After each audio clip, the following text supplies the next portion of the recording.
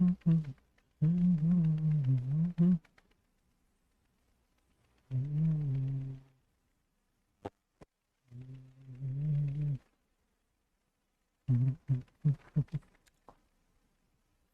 Ji, hello and welcome to all my dear students. क्या हाल चाल है आप लोगों के, कैसे हैं आप सब लोग? तो यार उम्मीद करता हूँ सब बहुत ही बढ़िया होंगे।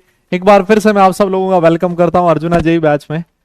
और आज हम लोग पी ब्लॉक एलिमेंट्स का सबसे लास्ट लेक्चर देखने वाले हैं, लेक्चर नंबर 5।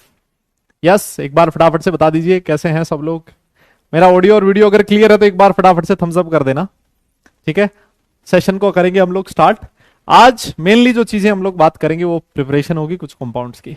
यस, सब कुछ ठीक है, सब बढ़िया हो, एकदम जबरदस्त जोरदार। हाँ जी, नमस्कार, गुड इवनिंग, नमस्कार। हम्म। मस्त एकदम, मैं भी बहुत अच्छा हूं यार, मैं भी बहुत बढ़िया, बहुत बढ़िया, बहुत बढ़िया, बहुत बढ़िया। मैं बढ़िया हूं यार, एकदम जबरदस्त। हाँ जी,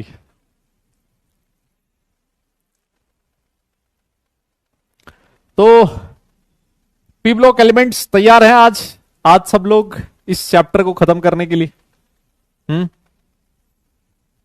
यस यस, आज मेनली हम लोग जो लास्ट क्लास में थोड़ा सा तो मैंने आपको एलोट्रोप्स ऑफ कार्बन खुद से लिखने के लिए दिया था, है ना। तो मैं उम्मीद कर रहा हूं कि भाई वो वाली जो चीज है आप लोगों ने लिख ली होगी खुद से। और आज हम लोग कार्बन के कुछ कंपाउंड्स की प्रिपरेशन देखेंगे, उनकी प्रॉपर्टीज के बारे में बात करेंगे। और फिर उसके बाद सिलिकॉन के दो इंपॉर्टेंट कंपाउंड्स हैं, सिलिकॉन्स एंड सिलिकेट्स। ठीक है, तो इसके बारे में भी हम लोग बात करने वाले हैं। डन? यस। तो अगर आप लोगों की आज्ञा हो तो हम लोग स्टार्ट कर दें। इसके बाद कल से हम लोग नया चैप्टर स्टार्ट कर देंगे, हाइड्रोजन, है ना। कल से नया चैप्टर स्टार्ट होगा हाइड्रोजन। बहुत ही आसान सा चैप्टर है, आपके स्कूल एग्जाम से उस चैप्टर को हटा दिया गया है ना। अगर मैं सीबीएसई की बात करूं तो। यस यस, लिख लिया, वेरी गुड, बहुत बढ़िया। मुझे पूरी उम्मीद थी आप लोगों से। समझदार वाले को यार तुम लोग सब। हाँ जी, बहुत बढ़िया, चलो आइए। तो सर आज क्या क्या देखने वाले हैं, स्टार्ट कर रहे हैं सेशन। सारे लोगों का ध्यान एकदम स्क्रीन पे हो। अगर इधर उधर कहीं घूम रहे हो मार्केट में कहीं और, तो एक बार जगह पे बैठो और पूरा सेशन कंप्लीट करो, ठीक है। इधर उधर घूम के पढ़ने का नहीं। सबसे पहले कुछ क्वेश्चंस हैं होमवर्क के, वो डिस्कस करेंगे। ग्रुप 14 एलिमेंट्स में आज हम लोग कंपाउंड्स ऑफ कार्बन और कंपाउंड्स ऑफ सिलिकॉन देखने वाले हैं, ठीक है ना। तो ये आज का अपना टॉपिक रहने वाला है। तो ग्रुप 14 एलिमेंट्स में हम लोग जो पढ़ रहे थे उसमें केमिकल प्रॉपर्टीज पढ़ रहे थे। और केमिकल प्रॉपर्टीज में कुछ क्वेश्चंस हैं जो मैंने आप लोगों को होमवर्क में दिए थे। बताइए, ये वाला क्वेश्चन याद कीजिए, ये क्वेश्चन दिया था होमवर्क। हाँ,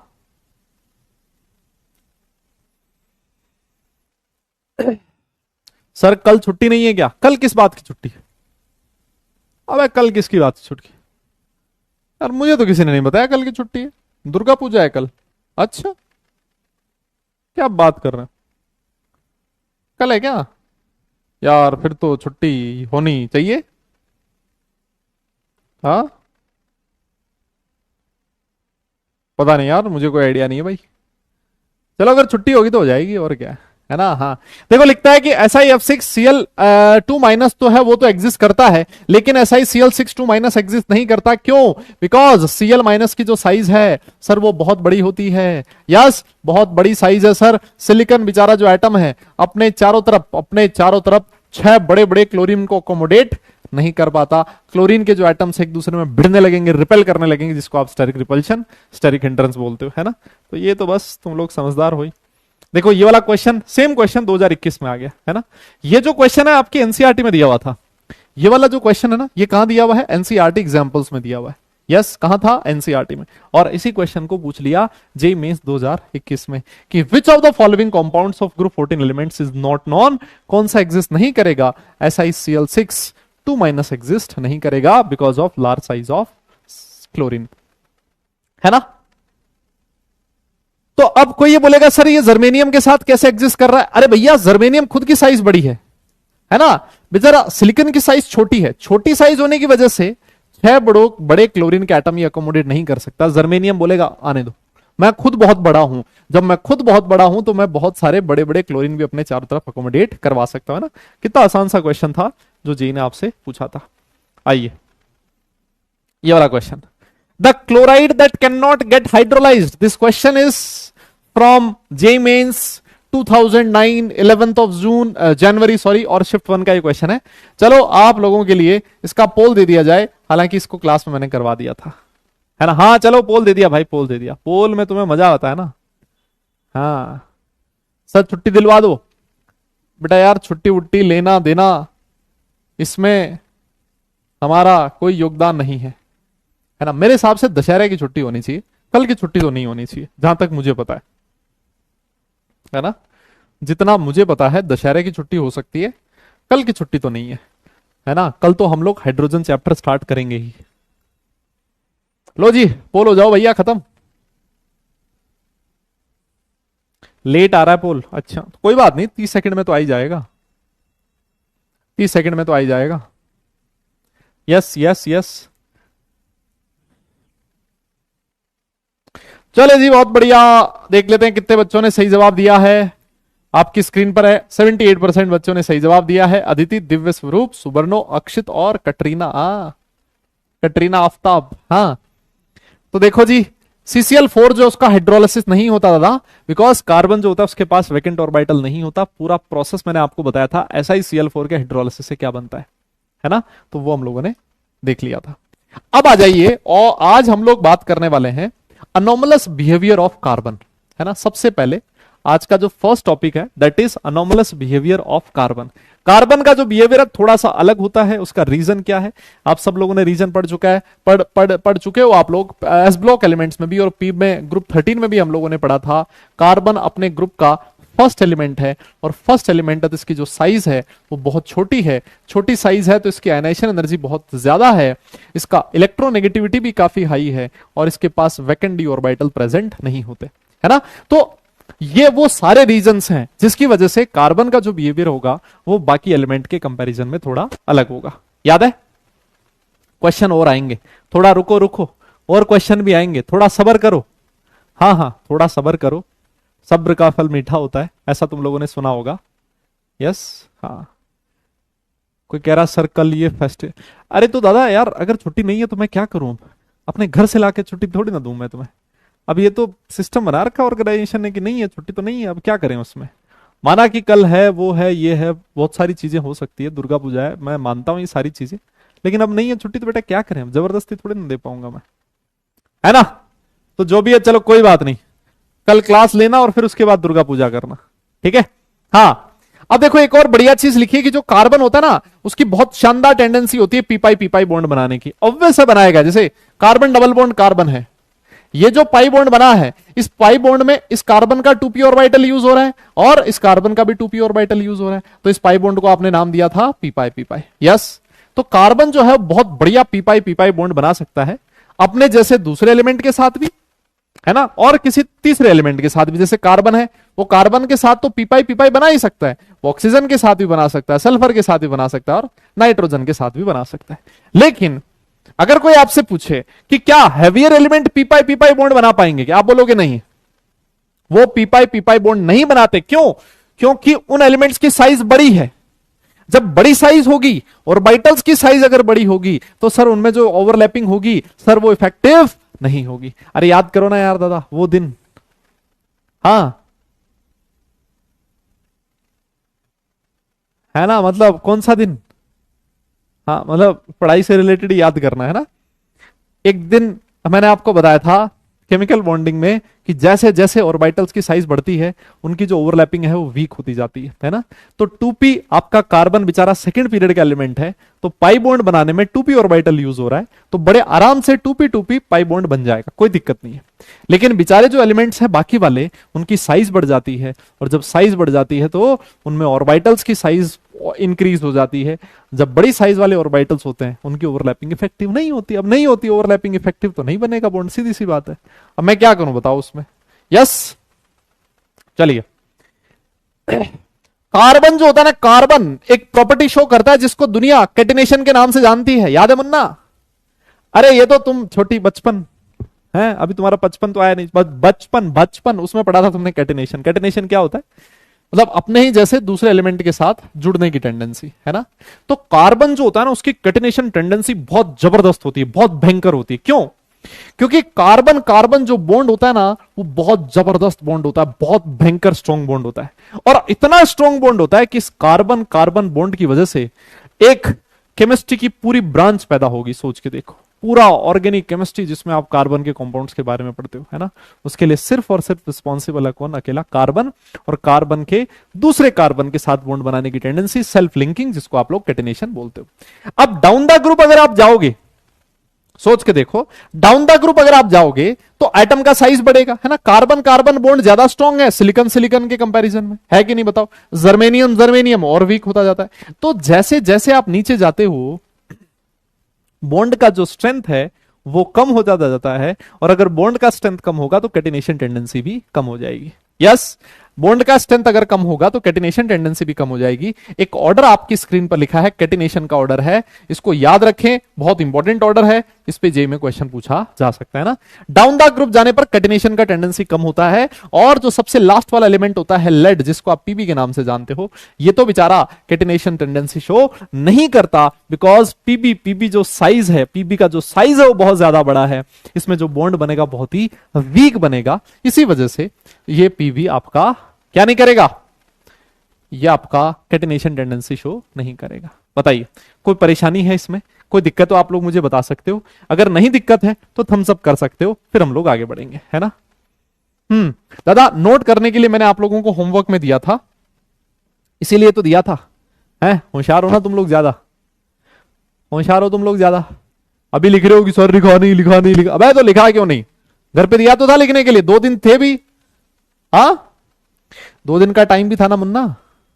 हाँ, जब नहीं लिखा तो आज जाके लिख लेना, कोई दिक्कत नहीं है। ऐसी क्या बात है, आज नहीं लिखा तो कल परसों में नहीं लिखा तो आज लिख लेना, ऐसी क्या बात है यार, है ना। हाँ, और क्या फालतू टेंशन लेते हो ऐसे ही। यस, चलो जी आगे चलते हैं। अब इसके बाद कुछ क्वेश्चंस के बारे में और देखेंगे। ये क्वेश्चन है आपका जेई मेंस 2023 का, सेकंड शिफ्ट में पूछा गया था, जिन्होंने फर्स्ट फेब को एग्जाम दिया था, है ना। तो देखिए क्वेश्चन क्या कहता है, इसका पोल देंगे आपको। The correct order of bond enthalpy, अभी थोड़ी देर पहले बताया मैंने, correct order of bond enthalpy, correct order of bond enthalpy, correct order of bond enthalpy. Poll आप लोगों की नजरों के सामने स्क्रीन पर ये रहा, देखो जी। Yes yes yes yes, note कीजिए फटाफट। सॉरी, इस पोल में रिप्लाई कीजिए, पोल में रिप्लाई करो मन्ना।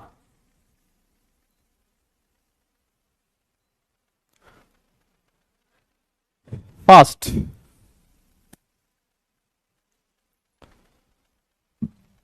आप लोगों की स्क्रीन पे चल रहा होगा पोल। बहुत ही आसान क्वेश्चन, लल्लू सा सवाल है ये, है ना, आप जैसे होनहार स्टूडेंट्स के लिए है। यस यस यस, C4 छुट्टी। हाँ बेटा, अभी देख तू सी क्लिक करना, फिर देख मैं तुझे कैसे उधेड़ता हूं। हाँ हो गया, चलो जी रिजल्ट देख लेते हैं जी। बहुत बढ़िया बहुत बढ़िया बहुत बढ़िया। देखो 79% लोगों ने सही जवाब दिया। ये 13% वो लोग हैं जो जल्दबाजी में अपना क्वेश्चन गलत कर देते हैं ना। जल्दी का काम शैतान का ना, जल्दबाजी तुमने करी, कार्बन कार्बन सिलिकॉन सिलिकॉन कर दो टिक। अबे पूरा तो देख लेता order, carbon silicon germanium tin, ये वाला ऑर्डर सही है। जैसे जैसे एटम का साइज बढ़ेगा वैसे वैसे, जैसे जैसे एटम का साइज बढ़ेगा वैसे वैसे वैसे वैसे आपका कैटिनेशन का टेंडेंसी कम होता जाएगा और बॉन्ड की स्ट्रेंथ कम होती जाएगी, है ना। दिव्य स्वरूप, अदिति, भरत, दिव्यांश और सौर्या, वेरी गुड, बहुत बढ़िया जी, बहुत बढ़िया बहुत बढ़िया। यस, चलिए आगे चलते हैं अगले क्वेश्चन की तरफ। एक और क्वेश्चन था, the element that does not show catenation. अब इसमें यार क्या पोल दूं यार, इसमें पोल नहीं दे रहा भाई, है ना। पोल भी शर्मा जाएगा, बोले क्यों, लेड जो होता है सर वो कैटिनेशन शो नहीं करता, क्यों, क्योंकि उसकी जो साइज होती है बहुत बड़ी होती है। यस यस, बहुत ही बड़ी साइज का एलिमेंट होता है लेड। चलो एक और question, the element that show greater ability to form p pi multiple bond, कौन सा एलिमेंट है। यस, कौन सा एलिमेंट है जो पीपाई मल्टीपल बॉन्ड का फॉर्मेशन करता है। चलो ये पोल देते हैं, है ना। ये उन बच्चों के लिए है जो कभी कभी सही जवाब देते हैं और फिर वो सही जवाब सुन के बहुत, लीडर बोर्ड में देखते हैं कि उन्होंने सही कर दिया तो बहुत खुश हो जाते हैं ना। तो ऐसे बच्चों के चेहरे पे छोटी सी मुस्कान लाने के लिए ये वाला क्वेश्चन मैंने आपको दिया है। कौन सा एलिमेंट है जो पी पाई मल्टीपल बॉन्ड का फॉर्मेशन करता है, जिसकी टेंडेंसी बहुत जबरदस्त होती है ना, भाग भाग के पी पाई बॉन्ड बनाएगा वो, कौन सा एलिमेंट है वो? हाँ जी, टिक करो देखें। यस,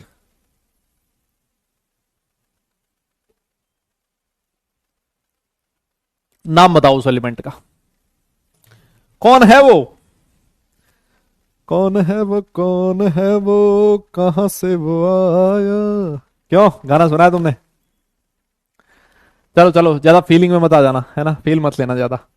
चलो जी, देख लेते हैं इस क्वेश्चन का सही जवाब। ऑप्शन नंबर भी देखो, 90% लोगों ने बिल्कुल सही जवाब दिया है।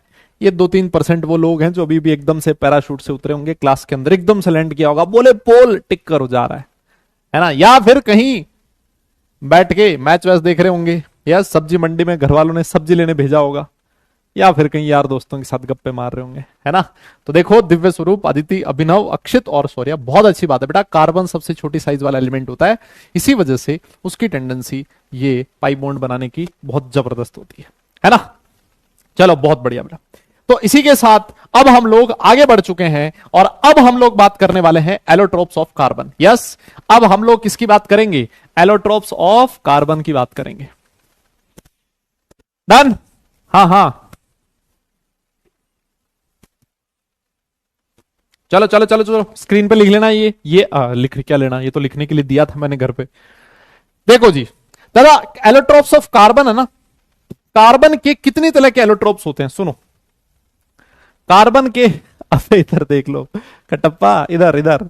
हाँ, कार्बन के दो तरह के एलोट्रोप्स होते हैं। कौन कौन से सर? एक तो होते क्रिस्टलाइन वाले। यस, कौन से? एक तो होते हैं सर क्रिस्टलाइन वाले, और सर दूसरे होते हैं अमोर्फस वाले।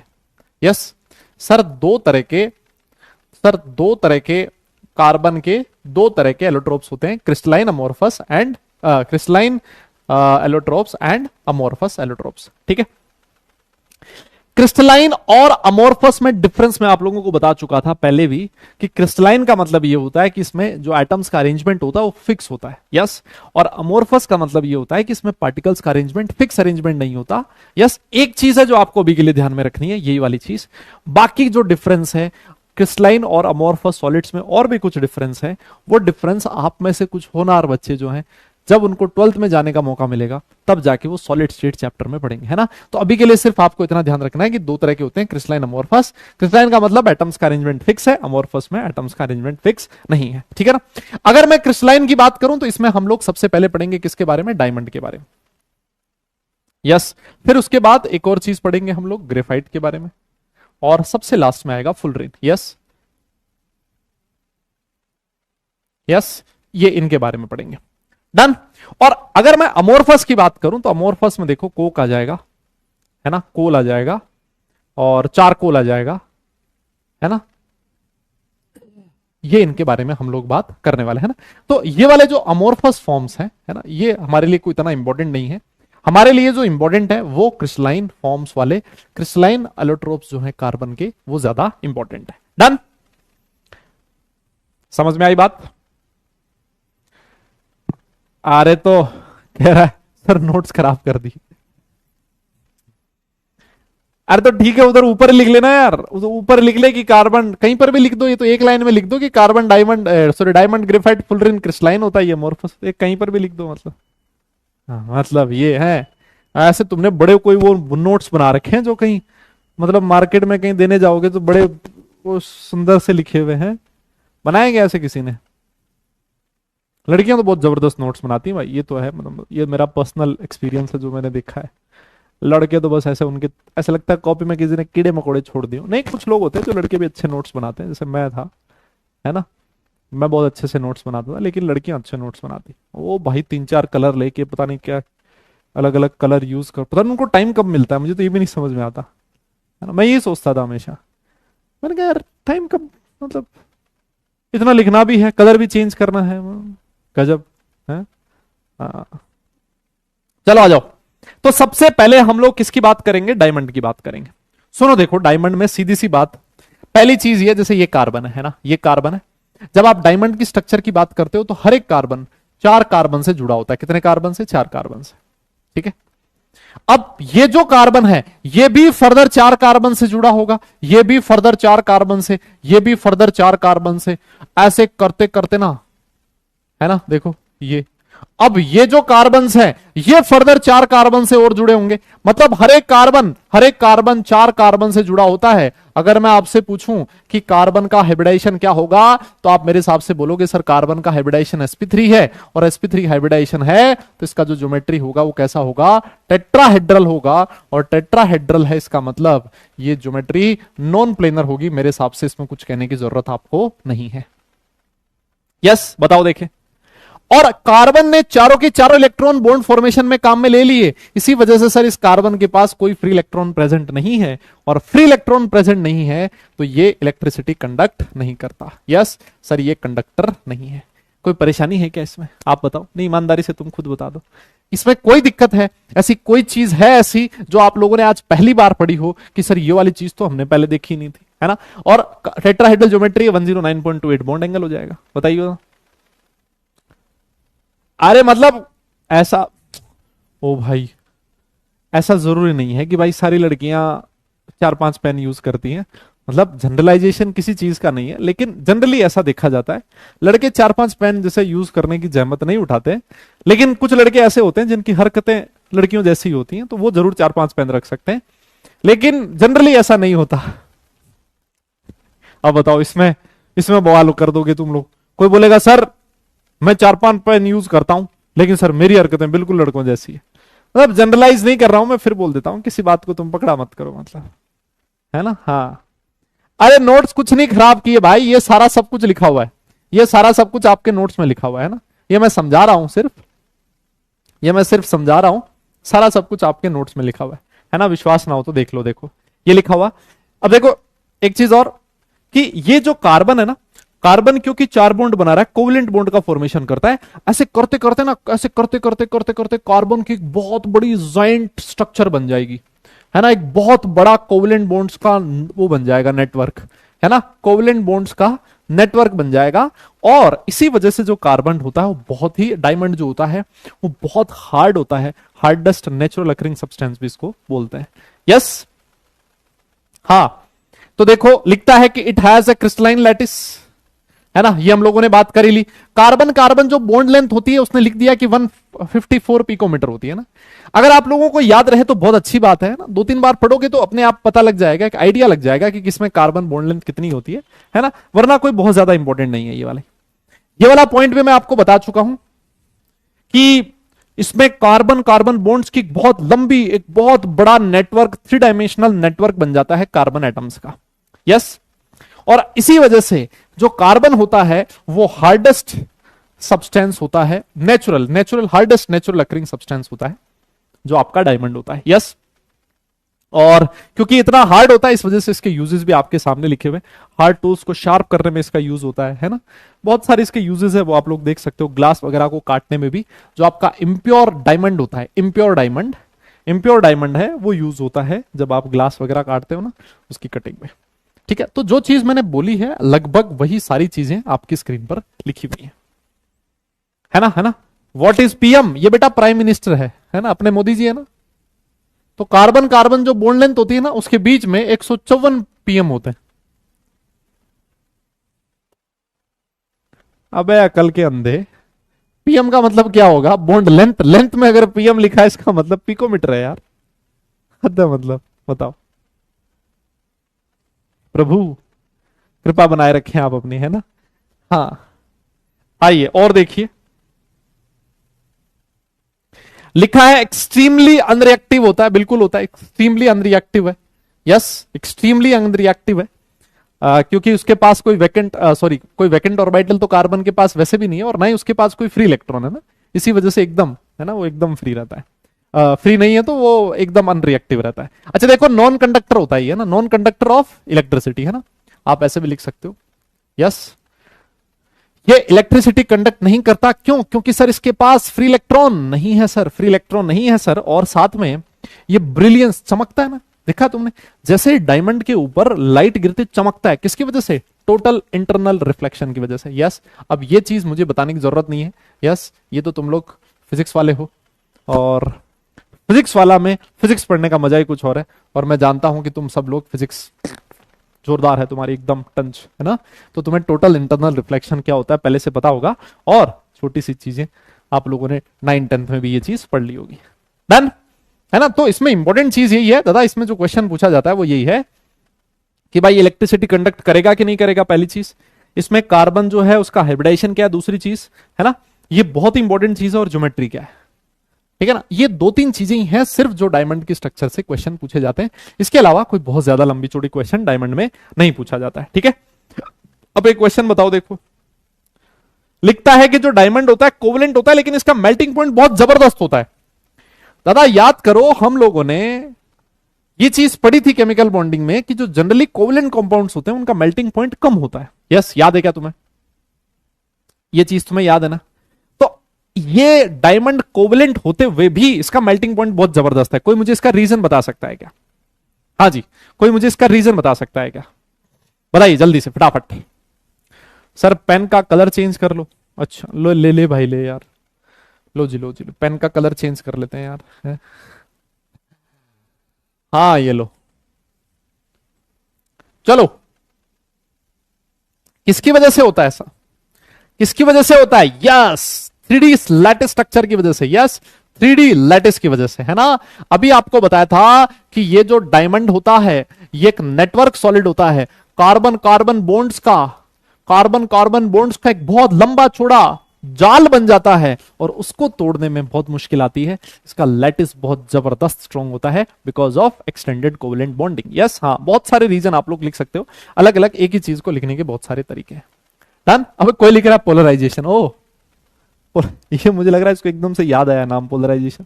अब इसमें कहां पोलराइजेशन आ गया भाई, इसमें पोलराइजेशन की बात कहां आ गई? पोलराइजेशन तो बेचारा वो आयनिक बॉन्ड कोवेलेंट बॉन्ड उसमें था यार, कैसी बात कर रहे हो मतलब, है? आ जाओ, ये सेकंड वाला, सेकंड कौन सा? वो है ग्रेफाइट। दूसरी फॉर्म कौन सी है दादा? ग्रेफाइट है। देखो ग्रेफाइट की जो स्ट्रक्चर होती है सारी दुनिया जानती है कि इसकी स्ट्रक्चर कैसी होती है, लेयर्ड स्ट्रक्चर होती है। यस, देखो आप देखो, ये कार्बन कार्बन एटम्स हैं। ये वाला कार्बन देखो, ये एक कार्बन, दो कार्बन, तीन कार्बन, तीन कार्बन से जुड़ा हुआ है। ये वाला कार्बन भी एक कार्बन, दो कार्बन, तीन कार्बन से जुड़ा हुआ है। तो अगर हर एक कार्बन तीन कार्बन से जुड़ा हुआ है, तो मुझे बताइए इसमें कार्बन का हाइब्रिडाइजेशन क्या होगा? बताओ, कार्बन का हाइब्रिडाइजेशन क्या होगा? sp2 होगा क्या? और अगर sp2 हाइब्रिडाइजेशन होगा, कार्बन का हाइब्रिडाइजेशन sp2 होगा, तो क्या इसका ज्योमेट्री प्लेनर होगा? ईमानदारी से बताओ, प्लेनर होगा कि नहीं होगा, है ना। तो इसमें कार्बन कार्बन की एक लेयर बन जाती है, कार्बन एटम्स की, है ना। ये जो लेयर होती है वो प्लेनर होती है। यस यस, कार्बन एटम्स की लेयर कैसी होती है? प्लेनर होती है। और इसमें कार्बन इट्स इस तरह से अरेंज होते हैं, इस तरह से अरेंज हो जाते हैं कि देखो, एक लेयर में क्या प्रेजेंट होती है? रिंग्स प्रेजेंट होती है। एक लेयर में क्या प्रेजेंट होती है? रिंग्स प्रेजेंट होती है। और ये जो रिंग होती है कितने कार्बन से मिलकर बनी होती है? 6 कार्बन से। इसको आप लोग हेक्सागोनल रिंग्स बोलते हो। Yes, hexagonal. तो कार्बन कार्बन एटम्स की एक लेयर है, ये दूसरी लेयर है, तीसरी लेयर है। डन। अब एक चीज देखो, अगर इन दो लेयर्स के बीच में मैं आपसे फोर्स ऑफ अट्रैक्शन की पूछूं, तो आप लोग बोलोगे सर दो लेयर के बीच में कौन सा फोर्स ऑफ अट्रैक्शन होता है? सर वैंडरवॉल फोर्स होता है। और सर ये भी दुनिया जानती है सारी कि वैंडरवॉल फोर्स एक बहुत ही वीक फोर्स होता है, बता दो। तो अगर ये जो लेयर्स हैं कार्बन एटम्स की, इनके बीच अगर वीक फोर्स ऑफ अट्रैक्शन है, तो क्या एक लेयर दूसरे के ऊपर ऐसे स्लाइड कर सकती है क्या? बोलो बोलो बोलो। अगर एक दूसरे के ऊपर स्लाइड कर सकती हैं, इसी वजह से ऐसा बोला जाता है कि जो ग्रेफाइट होता है वो एज ए लुब्रिकेंट की तरह यूज होता है। ये स्लिप करते हैं एक दूसरे के ऊपर। क्या मेरी बात तुम्हें समझ में आई क्या? यस, क्या ये चीज क्लियर है क्या? इसमें कोई परेशानी हो तो बताओ। देखो ये लिखा है कि जो लेयर्स होती है वैंडरवॉल फोर्सेज होती है, उनके बीच वैंडरवॉल फोर्सेज होते हैं, और दो लेयर के बीच की जो डिस्टेंस होती है वो 340 प्राइम मिनिस्टर के बराबर होती है। अब 340 पिकोमीटर है। यस, दो लेयर्स के बीच की डिस्टेंस। और लिखता है कि हर एक लेयर जो होती है उसमें प्लेनर हेक्सागोनल रिंग्स होती है कार्बन एटम्स की। कार्बन कार्बन बॉन्ड लेंथ इसने दे रखी है 141.5 मिकोमीटर। आपसे ऑर्डर पूछा जा सकता है कि कार्बन और ग्रेफाइट में कार्बन कार्बन बॉन्ड लेंथ किसमें ज्यादा? देखो इसमें 141.5 है, और अगर आप लोग डायमंड की बात करोगे तो डायमंड में लिखा हुआ था ना, उसमें कितनी थी? 154 पिकोमीटर थी। तो इसमें carbon carbon bond length diamond में ज्यादा थी, ग्रेफाइट में कम है। इस पे भी एक बार क्वेश्चन पूछा गया था। यस यस यस, बताइए, कोई दिक्कत नहीं है? अच्छा, एक चीज और देखो, भाई कार्बन के वैलेंस शेल में कितने इलेक्ट्रॉन होते हैं? 4 इलेक्ट्रॉन होते हैं कि नहीं होते? ईमानदारी से बताओ। और अगर 4 इलेक्ट्रॉन है, उसमें से इसने 1 2 3 इलेक्ट्रॉन बॉन्ड फॉर्मेशन में काम में ले लिया, इसका मतलब हर एक कार्बन के पास क्या प्रेजेंट है? एक फ्री इलेक्ट्रॉन प्रेजेंट है, और फ्री इलेक्ट्रॉन की वजह से सर ये इलेक्ट्रिसिटी कंडक्ट करेगा। बताइए, क्या ये इलेक्ट्रिसिटी कंडक्ट करेगा? बिल्कुल करेगा सर। इसमें हर एक कार्बन के पास एक वैकेंट ऑर्बिटल, एक फ्री इलेक्ट्रॉन प्रेजेंट है ना। और ये जो फ्री इलेक्ट्रॉन है, इसकी वजह से आपका जो ग्रेफाइट होता है वो इलेक्ट्रिसिटी कंडक्ट करता है ना। और ये जो देखो लिखा भी है इसने, sp2 हाइब्रिडाइजेशन ऑफ कार्बन, है ना।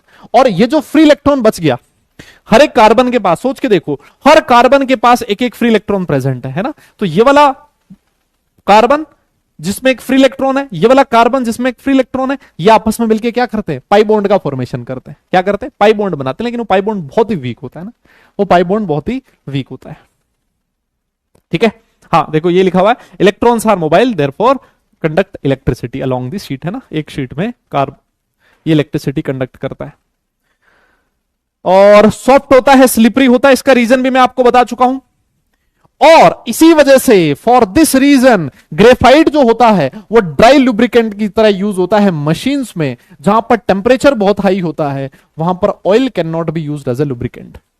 देखो ग्रेफाइट जो होता है ना, उसको एज ए लुब्रिकेंट भी यूज किया जाता है। लेकिन सर कोई बोलेगा सर ग्रेफाइट तो थोड़ा सा मान लो महंगा है, आप ऑयल यूज कर लो लुब्रिकेंट के लिए, है ना। तो एक्चुअली क्या होता है, अगर टेम्परेचर बहुत हाई होगा ना, तो जो आपका ऑयल है ना वो जल जाएगा। आपका जो ऑयल होगा ना वो जल जाएगा। अब आपने देखा होगा ना, ऐसे काला सा पड़ जाता है ऑयल। जैसे हम लोग अगर गाड़ी वगैरह की सर्विसिंग के लिए भी जाते हैं ना, तो उसमें से पुराना इंजन ऑयल निकाल के नया इंजन ऑयल डाला जाता है ना।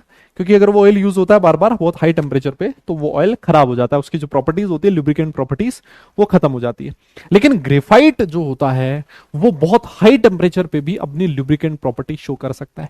इसी वजह से जो जहां पर ऐसी मशीन्स जिसमें बहुत हाई टेम्परेचर प्रोड्यूस होता है, और वहां पर अगर आपको लुब्रिकेंट करना है, यस अगर आपको एज ए लुब्रिकेंट कोई भी सब्सटेंस चाहिए, तो उसके लिए चॉइस कौन सी होती है? ग्रेफाइट होती है ना। कौन सी होती है? ग्रेफाइट होती है। आपके सामने नीचे 2 पॉइंट्स लिखे हुए दादा, बहुत इंपॉर्टेंट पॉइंट है। Graphite is thermodynamically most stable allotrope of carbon. Thermodynamically most stable allotrope कौन सा होता है दादा?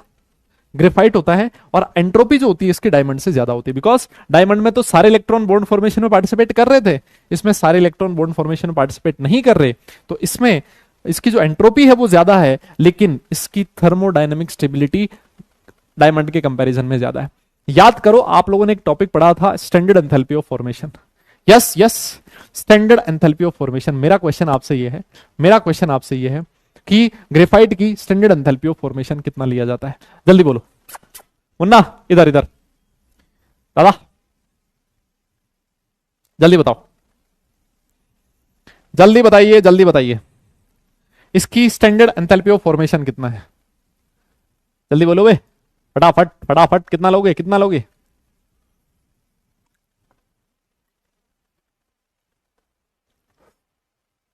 कितना? अरे एंट्रोपी यार, तुम लोगों ने थर्मोडायनेमिक्स में पढ़ा है, कैसी बात कर रहे हो?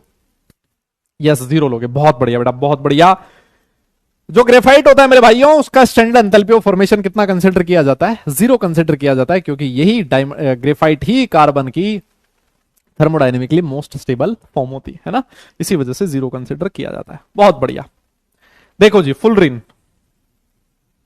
नेक्स्ट हम लोग बात करेंगे किसकी? फुलरिन की, है ना। फुलरिन कैसे बनता है? लिखा है इसने कि made by the heating of graphite in electric arc in the presence of inert gases such as helium and argon. मतलब आपको क्या करना है, आपका जो ग्रेफाइट है उसको बहुत जबरदस्त टेम्परेचर पे हीट करना है इन the presence of inert gases. ठीक है, बहुत बढ़िया। जो फ्लेम बनेगा, सूटी मटेरियल जो बनेगा, उसको हीट करने से, ग्रेफाइट को जो हीट करने से, उसमें क्या प्रेजेंट होंगे? कुछ मॉलिक्यूल्स प्रेजेंट होंगे। उनमें एक बहुत इंपॉर्टेंट मॉलिक्यूल होता है C60, एक इंपॉर्टेंट एलिमेंट होता है C60। इस C60 में 60 क्या लिखा है यहां पर कि कार्बन के 60 एटम्स प्रेजेंट है। और इसका जो शेप होता है ना, वो आपके सामने लिखा है, देखो फुटबॉल शेप होता है ना, सॉकर लाइक स्ट्रक्चर।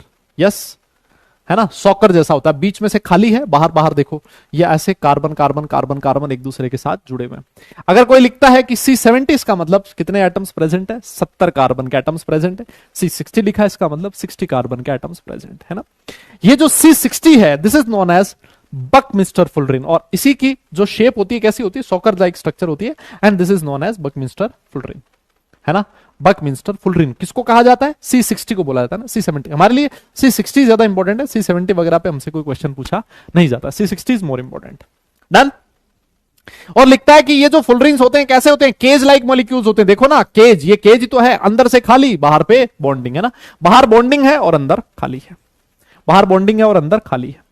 ये जो फुलरिन्स होते हैं ना, फुलरिन्स होते हैं उसमें कार्बन एटम अप टू 350 भी हो सकते हैं, 350 से ज्यादा भी हो सकते हैं, है ना, 350 से ज्यादा भी हो सकते हैं। लेकिन हमारे सिलेबस में जैसे मैंने आपसे कहा C60 जो है वही हमारे लिए ज्यादा इंपॉर्टेंट है। डन। अच्छा, अब C60 जो है उसमें इंपॉर्टेंट क्वेश्चन पूछे जाते हैं कि बताइए, देखो आपके सामने स्ट्रक्चर बनी हुई है C60 की, इसमें आपको दिखेगा कुछ रिंग्स, देखना ये वाली रिंग देखना, कितने मेंबर्ड रिंग है, 6 मेंबर्ड रिंग, देखो ना 1 2 3 4 5 6 6 कार्बन है। तो ये जो रिंग है उसमें कितने कार्बन है, 6 कार्बन है। तो सर ये हेक्सागोनल रिंग है, कैसी है, हेक्सागोनल रिंग है। और देखो एक रिंग में आपके सामने और बनाने जा रहा हूं, ये वाली रिंग देखो, ये वाली जो रिंग है इसमें कितने कार्बन है, ईमानदारी से बताओ। सर इसमें 5 कार्बन है, तो ये पेंटागोनल रिंग है। ये कौन सी रिंग है दादा, पेंटागोनल रिंग है। क्वेश्चन पूछा जाता है, क्वेश्चन पूछा जाता है कि कितनी पेंटागोनल और कितनी हेक्सागोनल रिंग होती है, जे में पूछा हुआ क्वेश्चन है। तो 20 तो 6 मेंबर्ड रिंग्स होती हैं और 12 5 मेंबर्ड रिंग होती है। इसको आप याद रखोगे, 12 और 20 कितनी, 12 और 20, 12 और 20, 20 कौन सी होगी 6 मेंबर्ड, 12 कौन सी होगी 5 मेंबर्ड, है ना। तो ये चीज है थोड़ी सी इंपॉर्टेंट ध्यान में रखनी है। और एक चीज बहुत इंपॉर्टेंट पॉइंट लिखा हुआ है, ये वाला भी दादा, ये वाले दोनों पॉइंट ही इंपॉर्टेंट है। इसने एक पॉइंट लिखा है, इसने एक पॉइंट लिखा है कि जो 6 मेंबर्ड रिंग होती है ऑलवेज फ्यूज्ड विद 6 और 5 membered ring, but A 5 membered ring can only fuse with 6 membered ring. Fuse का मतलब किसके साथ जुड़ी होती है, तो इसका यह कहना है कि जो 6 मेंबर्ड रिंग है वो 6 मेंबर्ड या फिर 5 मेंबर्ड किसी के साथ भी जुड़ी हो सकती है, लेकिन आपकी जो 5 मेंबर्ड रिंग है वो सिर्फ और सिर्फ किसके साथ जुड़ी होगी, 6 मेंबर्ड रिंग के साथ जुड़ी होगी, है ना। 5 मेंबर्ड के चारों तरफ सिर्फ और सिर्फ 6 मेंबर्ड रिंग्स ही प्रेजेंट होगी। वो आप लोग चाहो तो उस शेप से भी देख सकते हो। Done.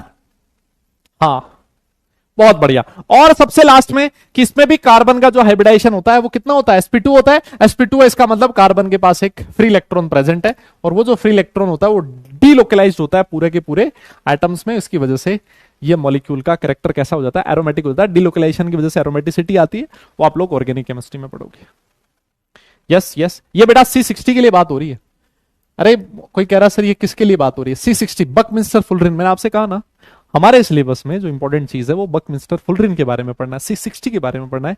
C70, C100, C200, C300, C350 हमें उससे कोई लेना देना नहीं है, ठीक है ना। हमें सिर्फ और सिर्फ किसके बारे में पढ़ना है, C60 फुलरिन के बारे में। ये वाले जो 2 पॉइंट लिखे हैं बहुत इंपॉर्टेंट पॉइंट है, कार्बन का हाइब्रिडाइजेशन है वो इंपॉर्टेंट है, ठीक है ना। तो इस पे जो क्वेश्चंस पूछे जाते हैं वो इसी तरह के पूछे जाते हैं।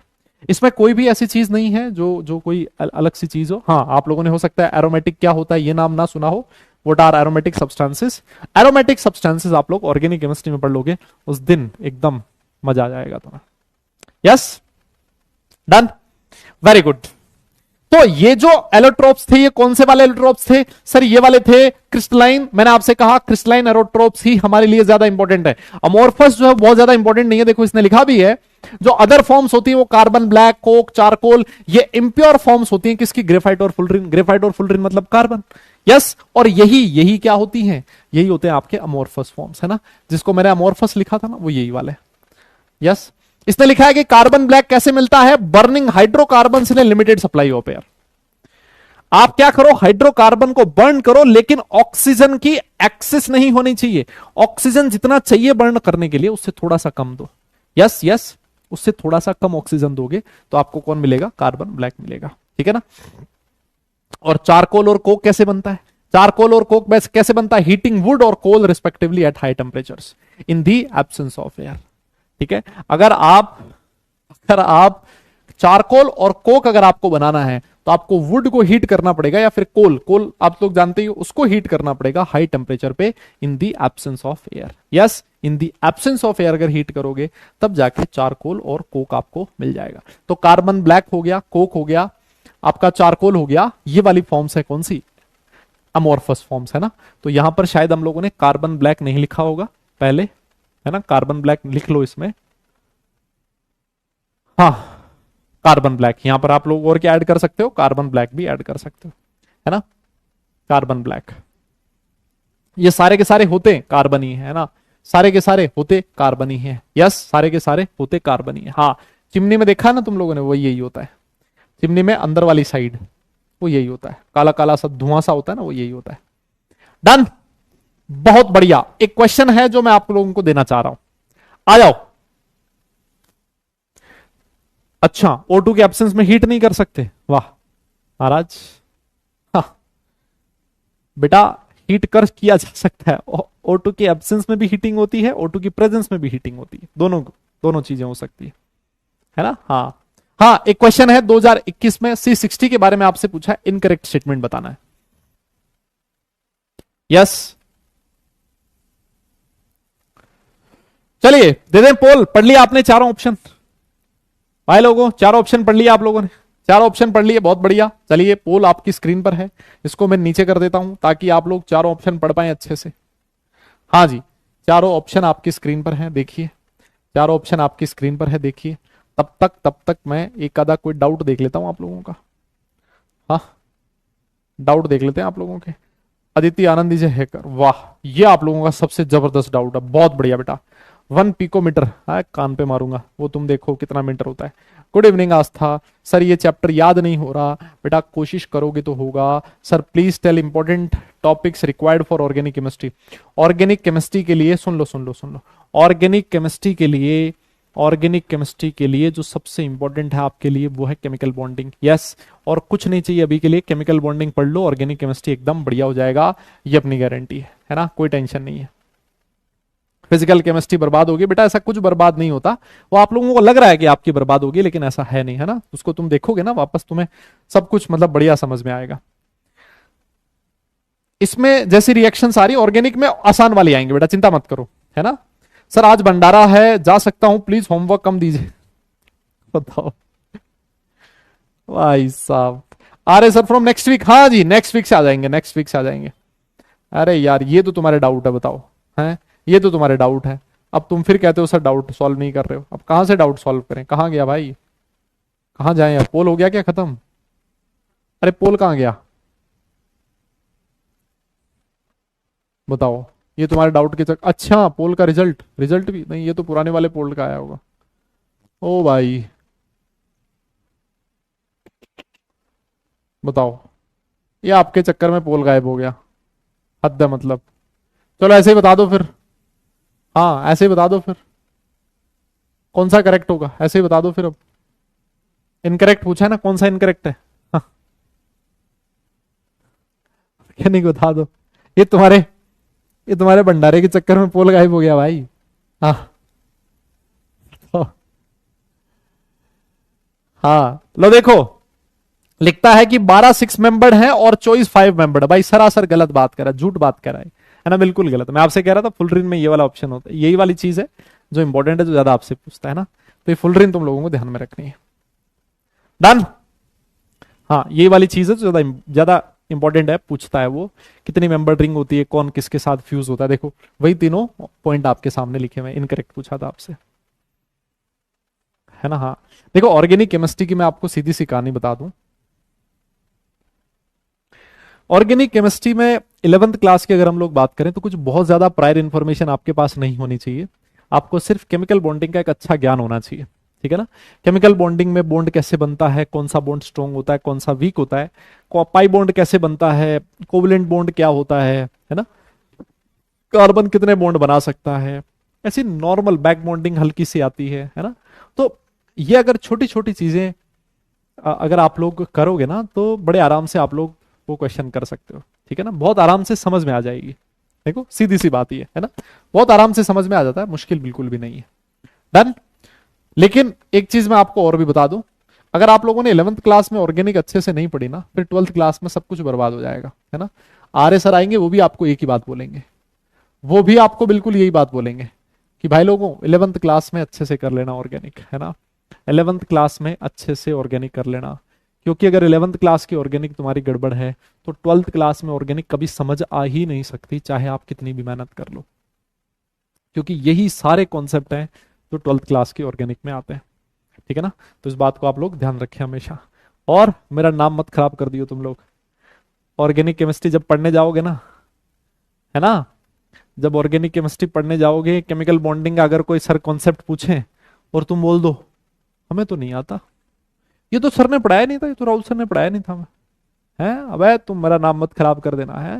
जब ऑर्गेनिक केमिस्ट्री पढ़ने जाओ तो सर को ऐसा लगना चाहिए कि यार जबरदस्त इनऑर्गेनिक पढ़ के आए ये लोग, एकदम धांसू वाली, है ना। हाँ ये ध्यान रखना तुम लोग। आ जाओ, आइए आइए आइए, अब हम लोग आगे चलते हैं, अब हम लोग आगे चलते हैं और बात करते हैं कुछ कंपाउंड्स की प्रिपरेशन की। देखो तो आप हेडिंग लिखिए सबसे पहले, preparation of carbon monoxide. Yes, heading लिखो सबसे पहले, किसकी बात करेंगे दादा हम लोग, कार्बन मोनोऑक्साइड। देखो कार्बन में हम लोग कार्बन के जो कंपाउंड्स पढ़ने वाले हैं ना, उसमें कुछ कंपाउंड्स आएंगे, देखो कार्बन मोनोऑक्साइड आएगा, कार्बन डाइऑक्साइड आएगा और कार्बाइड्स आएंगे, है ना। ये तीन चीज हैं जो हम लोग कार्बन के बारे में पढ़ने वाले हैं, ठीक है। ये तीन चीज है, carbon monoxide, carbon dioxide and carbides, ये चीज डन। हाँ हाँ हाँ, अरे हाँ हाइड्रोजन तो बचता ही है ना, हाइड्रोजन तो कर लेंगे, हाइड्रोजन करेंगे करेंगे। यस, हाँ तो देखो कार्बन मोनोऑक्साइड आपको कैसे बनना है, करना है, आपके पास क्या प्रेजेंट है, कार्बन प्रेजेंट है, उसको ऑक्सीजन की लिमिटेड सप्लाई में हीट कर दो। ध्यान रखना, ऑक्सीजन का अगर एक्सेस आपने ले लिया तो कार्बन डाइऑक्साइड बन जाएगा। मुझे कार्बन के साथ लिमिटेड सप्लाई ऑफ ऑक्सीजन चाहिए, तो मैं क्या बना सकता हूं, कार्बन मोनोऑक्साइड बना सकता हूं। बहुत आसान चीज है, यस, है ना। और देखो ये पहला मेथड था। अगर आपको बहुत छोटा सा स्मॉल स्केल पे बनाना, जैसे लैब वगैरह में अगर आपको कार्बन मोनोऑक्साइड बनाने को बोला जाए, है ना, लैब बना वगैरह में, तो आपको क्या लेना, फॉर्मिक एसिड लेना। देखो ये है फॉर्मिक एसिड, ये इसका स्ट्रक्चर आप ऐसे बना सकते हो, है ना। इसको मैंने शॉर्ट में ऐसे लिख दिया, ऑर्गेनिक केमिस्ट्री में पढ़ लोगे तुम्हें ये यहां से यहां कैसे पहुंचे। दिस इज फॉर्मिक एसिड, है ना। चींटियों से मिलता है ये वाला, किससे मिलता है, चींटियां, चींटियां जो होती है ना वो देती है। तो फॉर्मिक एसिड जो होता है, अगर आप इसको भी हीट करो 373 केल्विन पे कॉन्सेंट्रेटेड H2SO4 की प्रेजेंस में, तो वाटर का मॉलिक्यूल यहां से बाहर चला जाएगा। आप सोच के देखो, इसमें से H2O बाहर निकल गया, H2O, एक H2O बाहर निकल गया तो पीछे क्या बना, कार्बन मोनोऑक्साइड बच गया। मेरी बात समझ में आई क्या, यस यस यस यस, बोलो बताइए, क्या मेरी बात समझ में आई। बहुत आसान चीज है ये, तो बहुत ही आसान चीज है। यस, ये दोनों प्रोसेस बहुत ही आसान है, नोट कर लिया हो तो डन लिख देना, आगे चलेंगे। अब बेटा थोड़ी सी अपने लिखने की जो स्पीड है उसको बढ़ा दें, ये आप लोगों से विनती है मेरी। यस, अपने लिखने की स्पीड है वो आप लोग बढ़ा दें।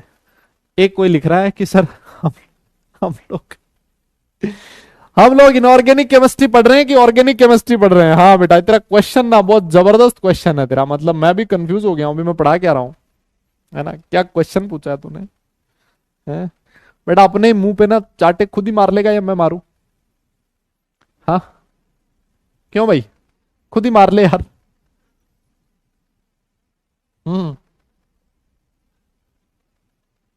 यस,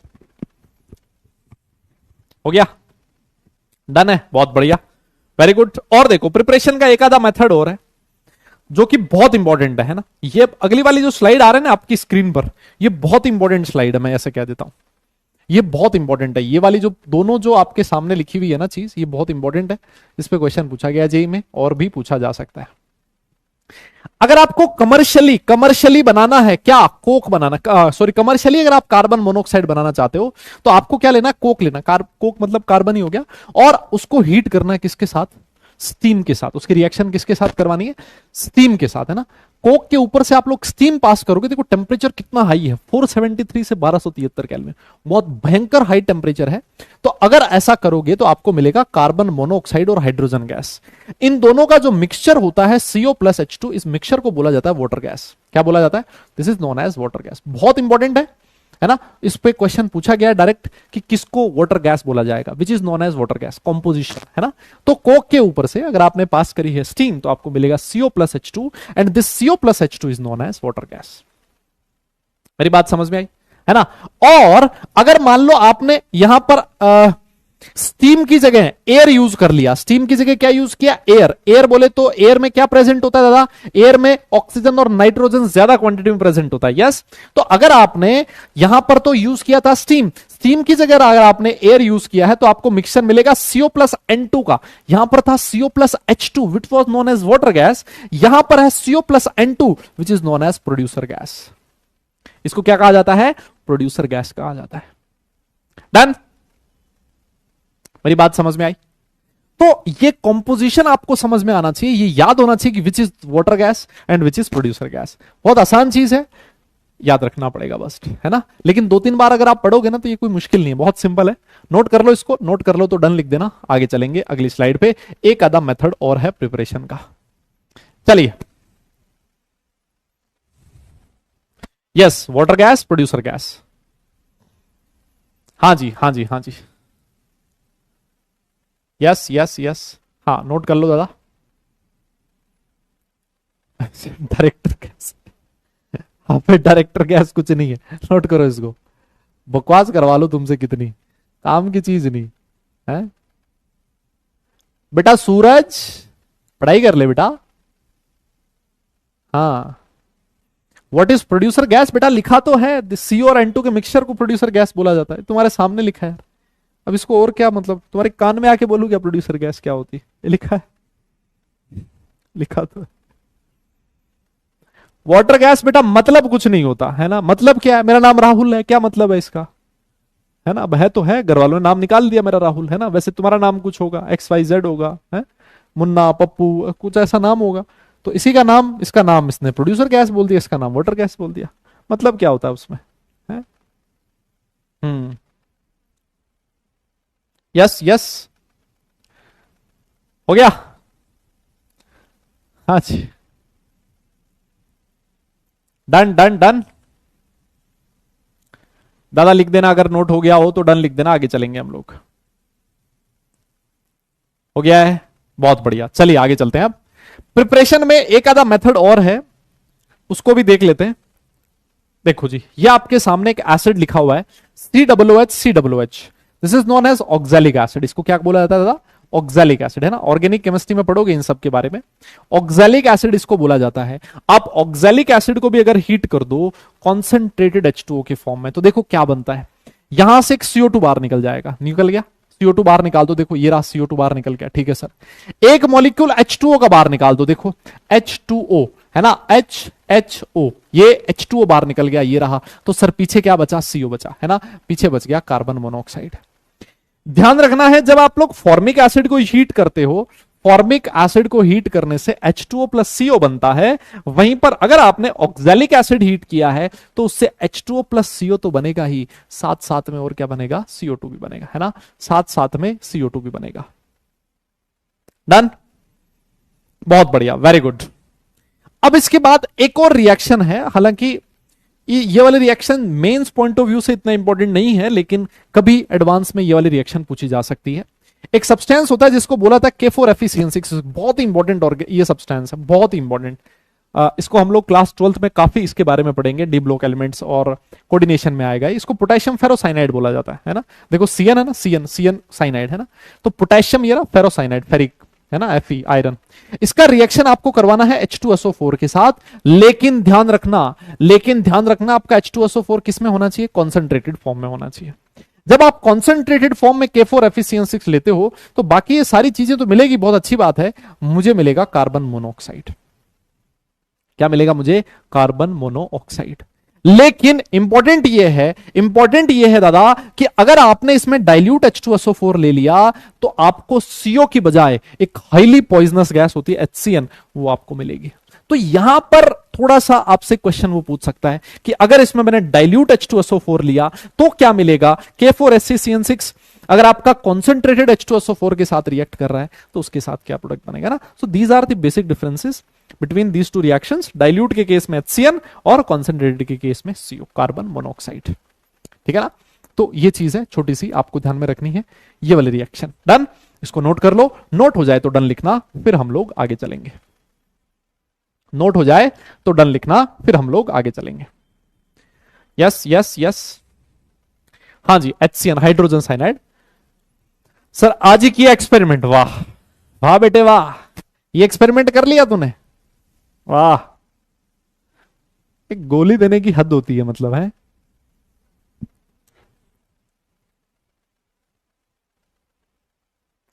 नोट कर लो दादा, नोट हो जाए तो डन लिख देना, फिर आगे चलेंगे। Carbon monoxide, yes yes yes, हो गया डन, वेरी गुड, बहुत अच्छा। मेरे हिसाब से रिएक्शन लिखने में टाइम कम लगता होगा आप लोगों को, है ना। ये रिएक्शंस लिखने में टाइम कम लगता है, थ्योरी लिखने में टाइम ज्यादा लगता है। क्यों, मैं सही कह रहा हूं क्या, मैं सही कह रहा हूं ऐसा शायद, है? हाँ, चलो चलो आगे चलते हैं। अब इसके बाद प्रिपरेशन के बाद, ये प्रिपरेशन खत्म हो गई है कार्बन मोनोऑक्साइड की। प्रिपरेशन के बाद हम लोग बात करेंगे किसकी, प्रॉपर्टीज की, है ना, कार्बन मोनोऑक्साइड की प्रॉपर्टीज, है ना। कार्बन मोनोऑक्साइड की प्रॉपर्टीज देखो, सबसे पहली चीज ये ध्यान में रखना है कि जो कार्बन मोनोऑक्साइड होती है कलरलेस गैस होती है, कोई ऑर्डर नहीं होता इसका, और ऑलमोस्ट वाटर इनसॉल्युबल गैस होती है, वाटर में इसकी कोई सॉल्युबिलिटी की बात हम लोग नहीं करते हैं। ये एक बहुत ही अच्छा रिड्यूसिंग एजेंट होता है ना। ये क्या होता है, एक बहुत अच्छा रिड्यूसिंग एजेंट। अच्छा, रिड्यूसिंग एजेंट का काम क्या, कोई मुझे बताएगा क्या। रिड्यूसिंग, रिडक्शन का मतलब क्या होता है, removal of oxygen.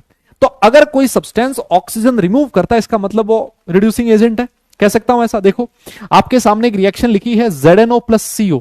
ZNO zinc का ऑक्साइड है, उसकी रिएक्शन आप लोगों ने CO के साथ करवाई, ZNO ने CO के साथ रिएक्ट किया तो जिंक बन गया और साथ में CO2 बना। तुम खुद देख लो, इस CO ने किया क्या, ZNO में से ऑक्सीजन रिमूव कर दिया, तो ZNO का रिडक्शन हो रहा है, और वो रिडक्शन किसने किया है, CO ने किया है। तो इस रिएक्शन में, इन दोनों ही रिएक्शन में आपका CO किसकी तरह बिहेव कर रहा है, रिड्यूसिंग एजेंट की तरह बिहेव कर रहा है। बताओ देखें, कोई दिक्कत है, कोई दिक्कत है भाई। CO खुद ऑक्सीडाइज हो रहा है, इसका मतलब CO किसकी तरह बिहेव करेगा, रिड्यूसिंग एजेंट की तरह बिहेव करेगा। तो अगर आपको मेटल लाना हो, मेटल का फॉर्मेशन करना हो, ये वाली जो चीज है, आप लोगों में से कुछ होनहार बच्चे होंगे, कुछ बच्चे ऐसे होनहार होंगे जिनको कक्षा 12th में जाने का मौका मिलेगा। यस, और कक्षा 12th में हम लोग एक चैप्टर पढ़ेंगे जिसका नाम होगा metallurgy, extraction of metals. Extraction of metals में हम लोग कार्बन मोनोऑक्साइड को यूज करेंगे एज ए रिड्यूसिंग एजेंट। क्यों, क्योंकि ये रिड्यूसिंग एजेंट मुझे क्या प्रोवाइड कर रहा है, सर ये मेटल्स प्रोवाइड कर रहा है ना। तो एक बहुत ही अच्छा रिड्यूसिंग एजेंट है। मेरी बात समझ में आई क्या। यस यस यस, सर ये तो टॉर्क लिखा हुआ है, कहां लिख दिया भाई टॉर्क, अबे कहां टॉर्क लिख दिया, अच्छा अबे जेड है, तुम लोग मतलब, हाँ ये लो बस जेड हो गया।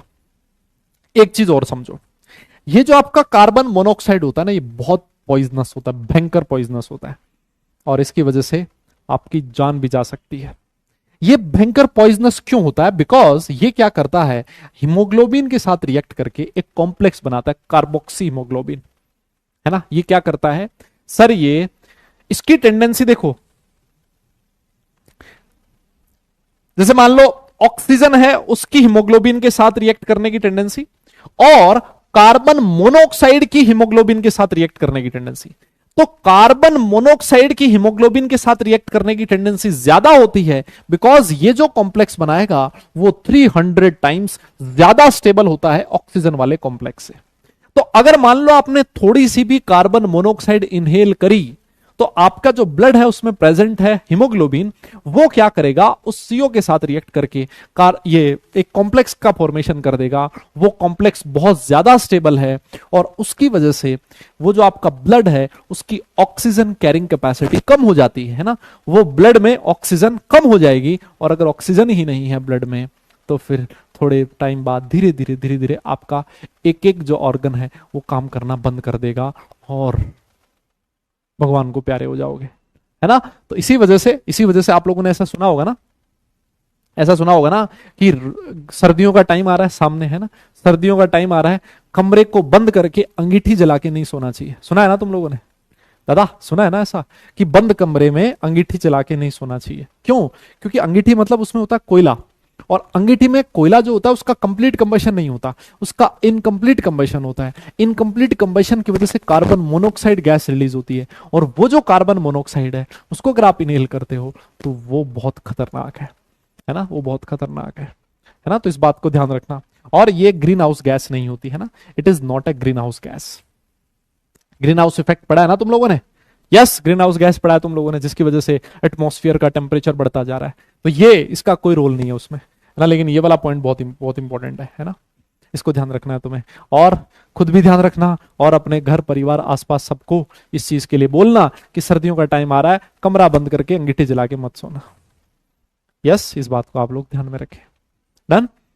कि इसकी वजह से कि एक्सीडेंट भी हो चुका है, मतलब हमारी दूर की फैमिली में ऐसे, है ना, ऐसे मेरे गांव में हमारे रिश्तेदार रहते हैं, तो उनमें से किसी की डेथ हो गई थी इसकी वजह से, है ना। रात को वो ये अंगीठी जला के और सो गए थे, कमरा बंद था, ठंड ज्यादा थी, कमरा बाहर से बंद कर दिया, है ना। चलिए, तो अब इसके बाद कुछ और प्रॉपर्टीज है कार्बन मोनोऑक्साइड की। क्या है कि साहब ये देखो, ये तो हम लोगों ने पढ़ाई है ना दादा, ये तो हम लोगों ने पढ़ाई है कि एक नेचुरल गैस होती है। अब नेचुरल नहीं, न्यूट्रल होती है। ये क्या लिख दिया बे? हाँ हाँ, नेचुरल नहीं मुन्ना, न्यूट्रल गैस है। कैसी है? न्यूट्रल है। सीओ कैसा होता है? न्यूट्रल होता है। और अगर न्यूट्रल है तो लिटमस का इस पे कोई रोल नहीं होगा, है ना। ये लिटमस को अफेक्ट नहीं करेगी। अगर आप लोग कार्बन मोनोऑक्साइड को जलाओगे ना तो ये ब्लू फ्लेम के साथ जलेगी, है ना। ब्लू कलर का फ्लेम मिलेगा। किसकी वजह से? कार्बन मोनोऑक्साइड की वजह से कुछ एनर्जी भी रिलीज होगी। डेल्टा एच नेगेटिव होता है दादा, और इसी वजह से ये रिएक्शन कैसी होती है? एक्सोथर्मिक होती है ना। तो ये हमेशा हमेशा किसके साथ जलती है? ब्लू फ्लेम के साथ जलती है ना। किसके साथ? ब्लू फ्लेम के साथ। अच्छा, इसके बाद जो नेक्स्ट पॉइंट है ना, वो आपके एनसीईआरटी में नहीं लिखा हुआ है ना। ये वाले जो दोनों पॉइंट्स हैं ये आपके एनसीईआरटी में नहीं लिखे हुए हैं, बट फिर भी मैंने लिखवा दिया है। कभी पूछ सकता है क्वेश्चन, कभी क्वेश्चन पूछ सकता है। यस, ये कभी क्वेश्चन पूछ सकता है।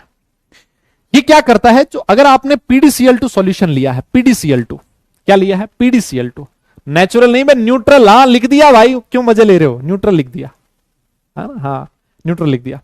अगर आपने PDCl2 सॉल्यूशन लिया और उसमें से आपने CO गैस पास करी, तो आपको क्या मिलेगा? ब्लैक ग्रे कलर का पीपीटी मिलेगा। किसकी वजह से? पीडी की वजह से, है ना। किसकी वजह से? पीडी की वजह से। देखो इसने क्या किया, इस पीडी को रिड्यूस कर दिया। यहां पर पीडी का ऑक्सीडेशन स्टेट +2 है, यहां पर पीडी का ऑक्सीडेशन स्टेट 0 है। सर पीडी का ऑक्सीडेशन स्टेट डिक्रीज कर रहा है, and decrease in oxidation state is known as reduction. और PDCl2 का रिडक्शन हो रहा है, तो कौन रिड्यूसिंग एजेंट? कौन है मुन्ना? रिड्यूसिंग एजेंट है CO। अभी हम लोगों ने बात कराई था कि जो CO होता है एक बहुत ही अच्छा रिड्यूसिंग एजेंट होता है, जो क्या करेगा? यहां से PD प्रेसिपिटेट करवा देगा, जो कि ब्लैक ग्रे कलर का पीपीटी होता है ना। तो ये CO की पहचान है, यूं मानो कि क्या है?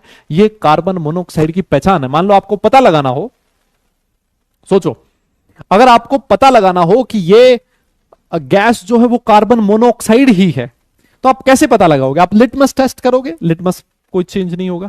आप बर्न करोगे, ब्लू फ्लेम के साथ जलेगा, है ना। और उसको अगर आपने PDCl2 सॉल्यूशन में से पास किया तो ब्लैक ग्रे कलर का प्रेसिपिटेट मिलेगा। अगर ये 2-3 चीज आप करोगे ना, तो आप श्योर हो जाओगे कि आपका जो गैस है वो कौन सा है? कार्बन मोनोऑक्साइड, है ना। और जो आपका अमोनिकल क्यूप्रस क्लोराइड होता है, ये देखो क्यूप्रस क्लोराइड CuCl2 है ना, Cu2Cl2। क्यूप्रस का मतलब हो गया कॉपर का ऑक्सीडेशन स्टेट कितना होना चाहिए? +1। ये पढ़ा है ना तुम लोगों ने। अगर कॉपर पे +1 है तो क्यूप्रस है, और अगर +2 है तो ये क्यूप्रिक है। यस, अरे बोलो ना। तो अगर क्यूप्रिक क्लोराइड बोले तो CuCl2 होगा, बिकॉज Cu+2 ऑक्सीडेशन स्टेट में। ये क्यूप्रस लिखा है, इसका मतलब Cu+1 ऑक्सीडेशन स्टेट में। तो जो क्यूप्रस आपका क्लोराइड होता है वो क्या करता है? इसको क्या कर लेगा? अब्सॉर्ब कर लेगा, है ना। तो ये इसके बारे में 2-3 छोटी छोटी चीजें हैं जो आपको ध्यान में रखनी है। पीडी क्या है? पीडी पेन ड्राइव, सुना है तुम? पेन ड्राइव का नाम नहीं सुना क्या तुम लोगों ने? है नहीं सुना? अबे पेन ड्राइव होते हैं ना वो लगाने वाले, पीडी शॉर्ट में उसको पीडी बोलते हैं। मैं अकल के अंधे, पीडी पैलेडियम है यार, तुम क्या बात कर रहे हो यार, है ना। मैं सर फोड़ दूंगा अपना तुम ऐसे पूछोगे तो। पीडी पैलेडियम है मेरे भाई, ये एक एलिमेंट होता है। हैं? हे भगवान, किसी दिन CO सूंघनी पड़ेगी, मुझे लग रहा है ऐसा डाउट पूछोगे तो। हाँ नोट करो इसको, हो जाए तो बताना। नोट कर रहे हो तो डन लिख देना, आगे चलेंगे।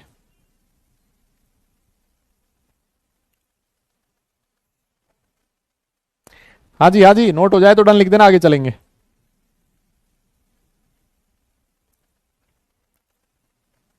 यस यस यस, हाँ नोट कर लेना।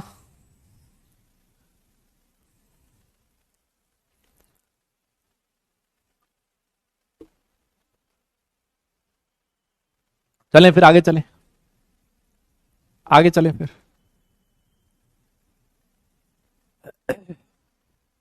आगे चलें, आगे चलें।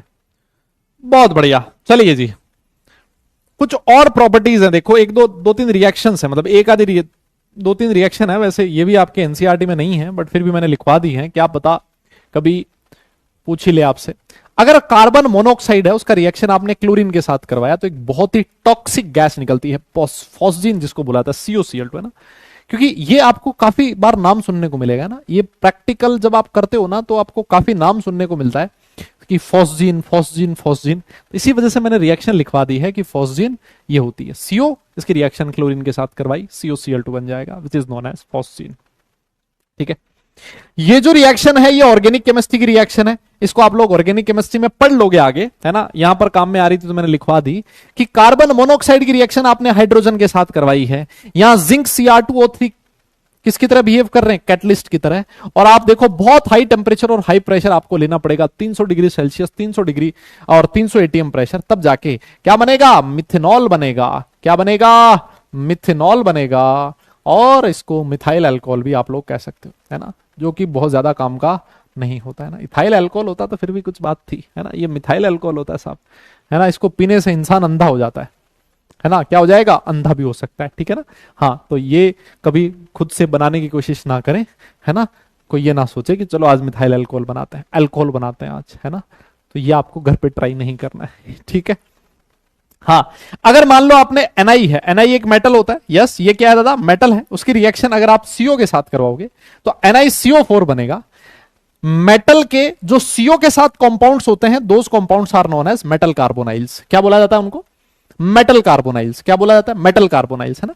तो ये जो मेटल कार्बोनाइल्स है, इसके बारे में कहां पढ़ेंगे, आप में से जो कुछ होनहार बच्चे क्लास 12th में पहुंचेंगे, है ना, वो मेटल कार्बोनाइड के बारे में पढ़ेंगे, है ना, वो मेटल कार्बोनाइल के बारे में पढ़ेंगे, लेकिन अभी नहीं, कब, क्लास 12th में, ठीक है ना। तो अभी के लिए बस मेटल कार्बोनाइल बना कैसे, ये मैंने आपको बता दिया। मेटल लिया आप लोगों ने, CO के साथ रिएक्ट करवा दिया, NiCO4 बन गया, दिस इज निकल कार्बोनाइल, है ना।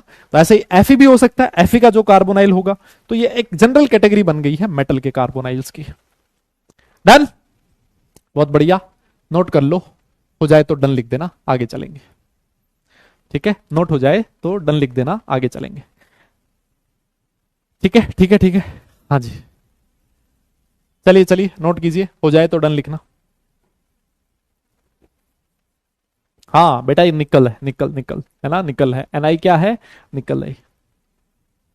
NI क्या है, निकल है मुन्ना, निकल है, निकल नहीं, निकल, यस, हाँ, निकल नहीं बे बेटा, मैं Z ऐसे ही लिखता हूं, है ना, मेरी आदत ऐसी है Z लिखने की। अब मतलब, अब वो तुम लिखावट भी मतलब अपने हिसाब से करवाना चाहते हो, जीने नहीं दो मतलब टीचर को, जान ले लो बेचारे की, है क्या क्या करे बेचारा टीचर, अब लिखे भी तुम्हारे हिसाब से, सर जेड को ऐसे लिखो, कल को तुम बोलोगे ऐसे घुमा के लिखो, है ऐसे नहीं चलेगा भाई। आ जाओ, तो कार्बन मोनोऑक्साइड हो गया खत्म, कार्बन मोनोऑक्साइड खत्म। अब इसके बाद हम लोग आगे बात करेंगे किसकी, आपकी फेवरेट गैस जिसका नाम है कार्बन डाइऑक्साइड, ठीक है। इसका नाम है कार्बन डाइऑक्साइड, जो बड़े ऑफनली आप लोग अपनी बॉडी से बाहर निकालते रहते हो, ठीक है ना। कार्बन मोनोऑक्साइड कैसे बनती है, आपके पास कार्बन है, आपने उसको एक्सेस ऑफ ऑक्सीजन में बर्न कर दिया, एक्सेस ऑफ ऑक्सीजन में बर्न कर दिया तो CO2 बन जाता है। ये रिएक्शन तुम लोग बचपन और 55 हर जगह पढ़ोगे, है ना, अभी तक पढ़ लिया, आगे भी पढ़ते रहोगे, है ना। और भी बना सकते हो, देखो CH4 है, हाइड्रोकार्बन, याद करो हाइड्रोकार्बन के कंबशन से क्या बनता है मुन्ना, जल्दी बता दे। हाइड्रोकार्बन के कंबेशन से क्या बनता है? हाइड्रोकार्बन को अगर आपने ऑक्सीजन के एक्सिस में बर्न किया है तो सर हमेशा क्या बनेगा? CO2 और H2 बनता है। आपकी जो मर्जी हो, आपकी श्रद्धा है, जो मर्जी हो वो वाला हाइड्रोकार्बन ले लो। मैंने मीथेन लिया है, आप इथेन ले लो, प्रोपेन ले लो, ब्यूटेन ले लो, तुम्हारी श्रद्धा है। उसका आप कंबेशन करवा दो, ऑक्सीजन की प्रेजेंस में बर्न कर दो, हमेशा CO2 और H2 बनेगा। ये दोनों ही प्रिपरेशन हम लोग बचपन से पढ़ते आए हैं। यस, बताओ कोई दिक्कत है क्या इसमें? नहीं नहीं, तुम बता दो, कोई दिक्कत हो तो बताओ। यस यस, कोई दिक्कत है तो बता दो तुम। हाँ, तुम खुद बना सकते हो बेटा। अरे तुम्हें खुद CO2 बनाने के लिए ज्यादा मेहनत नहीं करनी है ना, ज्यादा मेहनत नहीं करनी है तुम्हें, तुम बड़े आराम से CO2 बना सकते हो। यस यस, हाँ हाँ हाँ, वो तुम अब डिसाइड कर लेना किसकी क्या श्रद्धा है। अभी तो पढ़ लो तुम, हैं?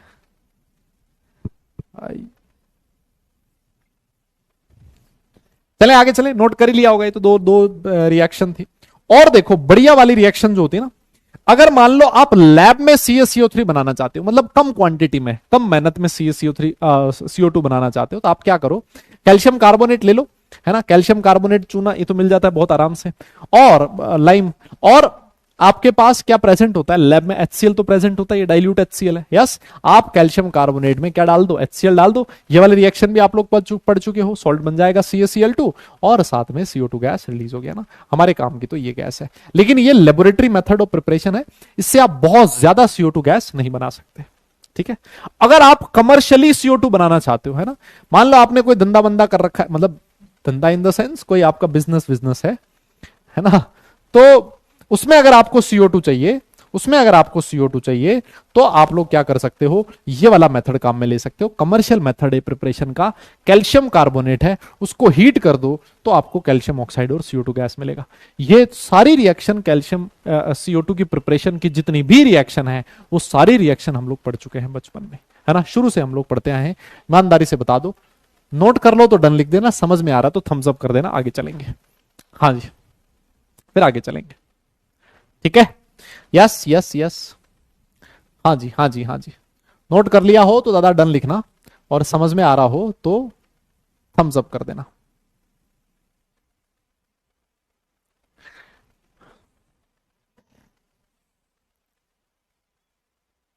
कोई कह रहा है सर, है कोई कह रहा है सर मेरी श्रद्धा नहीं है, मेरी तो ज्योति है।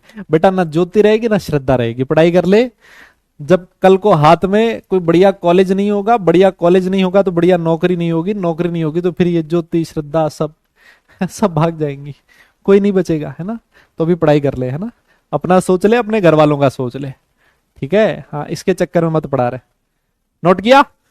यस यस यस, हाँ चलो जी आगे चलते हैं। अब इसकी कुछ प्रॉपर्टीज के बारे में हम लोग बात करने वाले हैं, बहुत ही आसान सी प्रॉपर्टीज है। सर ये कलरलेस होती है, सारी दुनिया जानती है ना, CO2 का कोई कलर तो होता नहीं है। यस सर, ये ऑर्डरलेस भी होती है, बिल्कुल होती है ना।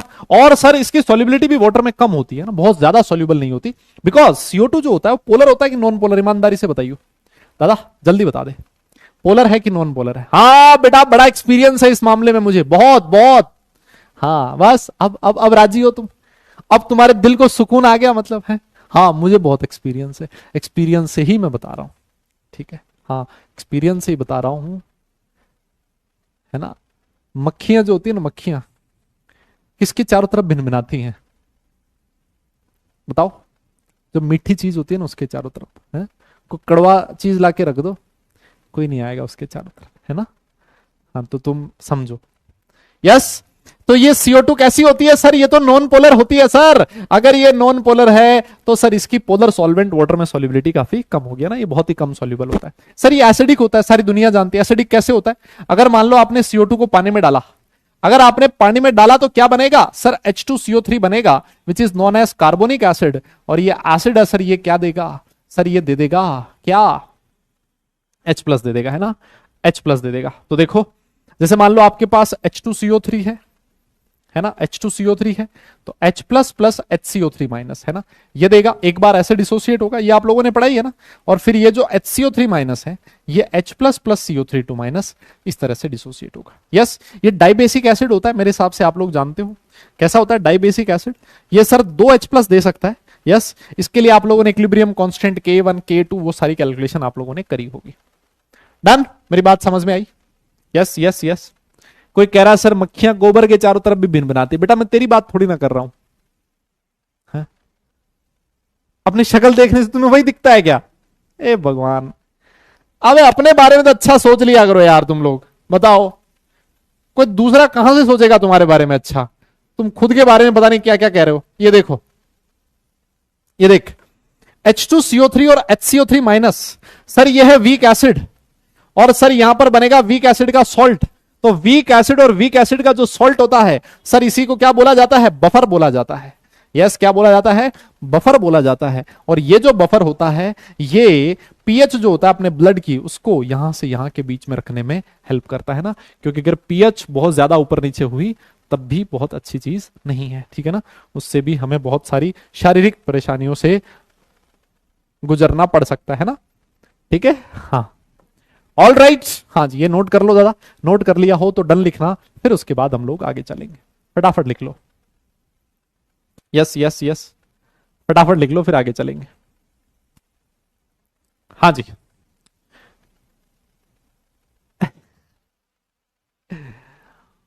हाँ जी, हाँ जी, नोट कर लो भाई।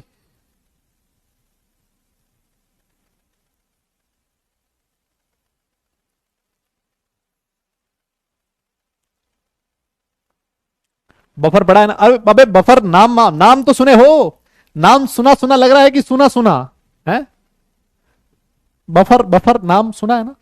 वीक एसिड का salt, acidic buffer. Yes, weak base का सॉल्ट, बेसिक बफर आप लोगों ने पढ़ा है। उनकी पीएच की कैलकुलेशन भी, हेजलबेक हंड्रेंस इक्वेशन भी पढ़ी है आप लोगों ने, है ना। हो गया, हो गया, बहुत बढ़िया। चलिए आगे चलते हैं, फिर आगे चलते हैं, अब आगे चलते हैं। इसके बाद एक रिएक्शन है। ये रिएक्शन तुम्हारी देखी देखी लग रही है क्या? है भाई, प्रॉपर्टीज में एक रिएक्शन लिखी है, देखियो दादा। ये वाली रिएक्शन तुम्हें देखी देखी लग रही है? एच न्यू की प्रेजेंस में क्लोरोफिल और दिया हुआ है, ग्लूकोज बन रहा है। देखा देखा लग रहा है ना? सब प्लांट्स वगैरह है ना, ये ग्लूकोज बनाने में ये चीज यूज करते हैं ना। CO2 जो इनहेल, इसीलिए बोला था ना ज्यादा से ज्यादा पौधे, पेड़ पौधे लगाइए, है ना। पेड़ पौधे लगाइए, वो CO2 को एब्जॉर्ब कर ले, और साथ में क्या देते हैं? O2 गैस देते हैं, और ग्लूकोज बनता है ना। तो ये पेड़ पौधे ये काम करते हैं। ये जो है ना पॉइजनस नहीं होती। मतलब CO2 ऐसा नहीं है कि अगर आप थोड़ा सा भी आपने CO2 इनहेल कर लिया तो कुछ बहुत आपके जीवन पे खतरा हो जाएगा, नहीं, ऐसा नहीं होता है ना। ये बहुत ज्यादा पॉइजनस नहीं होती। हाँ, लेकिन अगर बहुत भयंकर लेवल हो गया आपकी बॉडी में तो फिर प्रॉब्लम हो सकती है इससे। और ये CO2 जो होती है, ये आपकी ग्रीन हाउस गैस होती है, ये ग्लोबल वार्मिंग के लिए रिस्पॉन्सिबल है। यस, फोटोसिंथेसिस, बिल्कुल सही कह रहे हो भाई। हाँ, ये आप लोगों ने कक्षा 10 में पढ़ा होगा, जब सब कुछ बढ़िया लगता था, है ना। जब आप कक्षा 10 में थे तो सर जो भी पढ़ते थे सब समझ में आता था, सर मजा ही आ जाता था, है ना। और सर एक आज है केमिस्ट्री, हम लोग वहां पे भी पढ़ते थे, केमिस्ट्री यहां पर भी पढ़ते थे। अभी कोई एक बच्चा बोल रहा था, सर ना मेरी ऑर्गेनिक केमिस्ट्री 10th क्लास में मुझे बहुत पसंद थी ऑर्गेनिक। बेटा 10th क्लास में तुझे बहुत सारी चीजें पसंद रही होगी, आज 11th क्लास में नहीं है वो चीज, है ना। जब तू ऑर्गेनिक पढ़ेगा ना तब तुझे समझ में आएगी। अभी तुझे अच्छा लग रहा है ना केमिस्ट्री, ऑर्गेनिक केमिस्ट्री, यूं मानो कैलकुलेशन की तरह, मजा आएगा तुम्हें पढ़ने में। यस, नोट कर लिया, वेरी गुड, बहुत बढ़िया। आगे चलते हैं। और ये वाली जो स्लाइड है, ये वाली स्लाइड आप खुद से लिखोगे, होमवर्क है ये वाली स्लाइड। क्यों? क्योंकि ये सारी चीज हम लोग पढ़ चुके हैं पहले से ही। ये रिएक्शन हम लोग पहले ही पढ़ चुके हैं कि नहीं पढ़ चुके? दादा बोलो ना, ये रिएक्शन हम लोग पहले ही पढ़ चुके हैं ना। ये लाइम वाटर को मिल्की कर देती है because of the formation of calcium carbonate. और अगर आपने CO2 एक्सिस में पास किया तो जो मिल्कीनेस है वो खत्म हो जाती है, क्लियर सॉल्यूशन मिलता है कैल्शियम बाइकार्बोनेट का। डन। और जो सॉलिड CO2 होता है, दुनिया उसको ड्राई आइस के नाम से जानती है। आप CO2 को अगर कूल कर दो अंडर प्रेशर तो आपको ड्राई आइस मिलता है। और ये जो ड्राई आइस होती है कहां यूज होती है? बहुत भयंकर, जहां पर ठंडी ठंडी ठंडी चाहिए हो ना तुम्हें, refrigerant for ice cream and frozen food, है ना। आइसक्रीम लेने जाते हो, उसको बोलते हो भैया ये वाली देना, वो निकालता है ना उसमें थैले में से, है ना। वाडीलाल और रोड की साइड में खड़ी रहती है ना बहुत सारी, है ना। तो अंदर से निकालेगा, ऐसे ऐसे अंदर से ऐसे धुआं सा निकलेगा उसमें ना, वो सॉलिड CO2 होती है, वो ड्राई आइस होती है ना। क्योंकि वो डायरेक्ट एकदम से वेपर फेज में कन्वर्ट हो जाती है, लिक्विड फेज में कन्वर्ट नहीं होती है। यस, मेरी बात समझ में आ गई? अरे बोलो बोलो बोलो बोलो। डन डन डन, मेरी बात समझ में आई, है ना। तो बहुत ही आसान सी चीज है ये सारी चीजें। ये वाली रिएक्शन तो हम लोगों ने पहले ही पढ़ी है, तो अगर आप लोग चाहो तो इनको वापस लिख सकते हो। और अगर वापस ना भी लिखना चाहो तब भी आपकी सेहत पे कोई फर्क नहीं पड़ेगा। आप सिर्फ ये वाला लिख दो कि लाइम वाटर। ये भी ना लिखना चाहो तो भी मत लिखो यार, वहां पर हम लोगों ने पढ़ तो लिया था दादा। अमूल पसंद है क्या तुम्हें? हाँ ठीक है बेटा, अमूल तो अमूल खा ले बस। और देखो ये वाली जो स्लाइड है, ये मैं फिर कह देता हूं, ये सिर्फ एडवांस पॉइंट ऑफ व्यू से इंपॉर्टेंट है, मेंस वगैरह में बहुत ज्यादा इस पे क्वेश्चन नहीं पूछा जाता है। हाँ ये वाली चीज देखो, CO2 फायर एक्सटिंग्विशर्स में यूज होती है ना। CO2 आग लगते ही सबसे पहले इंसान फायर एक्सटिंग्विशर यूज करता है ना, तुम्हें भी करना चाहिए। तो ऐसा क्यों होता है? बिकॉज CO2 जो होता है वो नॉन सपोर्टर होता है कंबशन का, है ना। और ये बहुत हैवी होता है, जहां पर भी आग लगी है उसके ऊपर अगर आप CO2 डालोगे तो उसके ऊपर वो हैवी है, नीचे बैठ जाएगा। इसके चारों तरफ वो जो चीज जल रही थी उसको ऑक्सीजन नहीं मिलेगी, उसके चारों तरफ CO2 जम जाता है ना। उसको ऑक्सीजन नहीं मिलेगी, और ऑक्सीजन नहीं मिलेगी तो फिर वो जलना बंद कर देगा, है ना। इसी वजह से क्या यूज किया जाता है? CO2 यूज किया जाता है, बिकॉज वो हैवी भी होता है और वो नॉन सपोर्टर होता है कंबशन का। डन। सर ये यूरिया बना सकते हो इससे, क्या बना सकते हो? यूरिया, है ना। यूरिया बेटा, यूरिया आप लोगों ने नाम सुना होगा, पहला ऑर्गेनिक सब्सटेंस है जो कि लैब में सिंथेसाइज किया गया था, है ना। जब आप लोग ऑर्गेनिक केमिस्ट्री पढ़ोगे, तो सबसे पहले आप लोग यूरिया के बारे में पढ़ोगे, है ना। आप सबसे पहले किसके बारे में पढ़ोगे? यूरिया के बारे में। यूरिया पहला organic substance which was synthesised in laboratory, है ना। यूरिया बना सकते हो आप इससे। यूरिया का फॉर्मूला आपकी स्क्रीन पर लिखा है, NH2CONH2, ये यूरिया का फॉर्मूला होता है। कैसे बनता है आपके सामने है। CO2 अमोनिया के साथ रिएक्शन करवानी, इस प्रेशर पे आपका अमोनियम कार्बामेट बनेगा और उसको हीट करने से यूरिया प्लस H2 बन जाता है ना। ये एक रिएक्शन है, बहुत ज्यादा इंपॉर्टेंट। अगर कोई बोलेगा तो नहीं है, नहीं बोलूंगा इसको बहुत ज्यादा इंपॉर्टेंट। हाँ वाइटल, हाँ ये वो पहला कंपाउंड था। इससे पहले एक भाई साहब थे बर्जीलियस, है ना। बर्जीलियस ने एक थ्योरी दी थी जिसको वाइटल फोर्स थ्योरी कहते हैं। बर्जीलियस का ये कहना था कि अगर कोई ऑर्गेनिक सब्सटेंस बनेगा उसके लिए चमत्कार की जरूरत होगी, है ना। क्या था वो? बोलेगा चमत्कार की जरूरत होगी, कोई बहुत बड़ा अनपढ़, वो मुझे लगता है कि वो बाबा रहा होगा ना। बाबा देखे आजकल आप लोगों ने, है ना।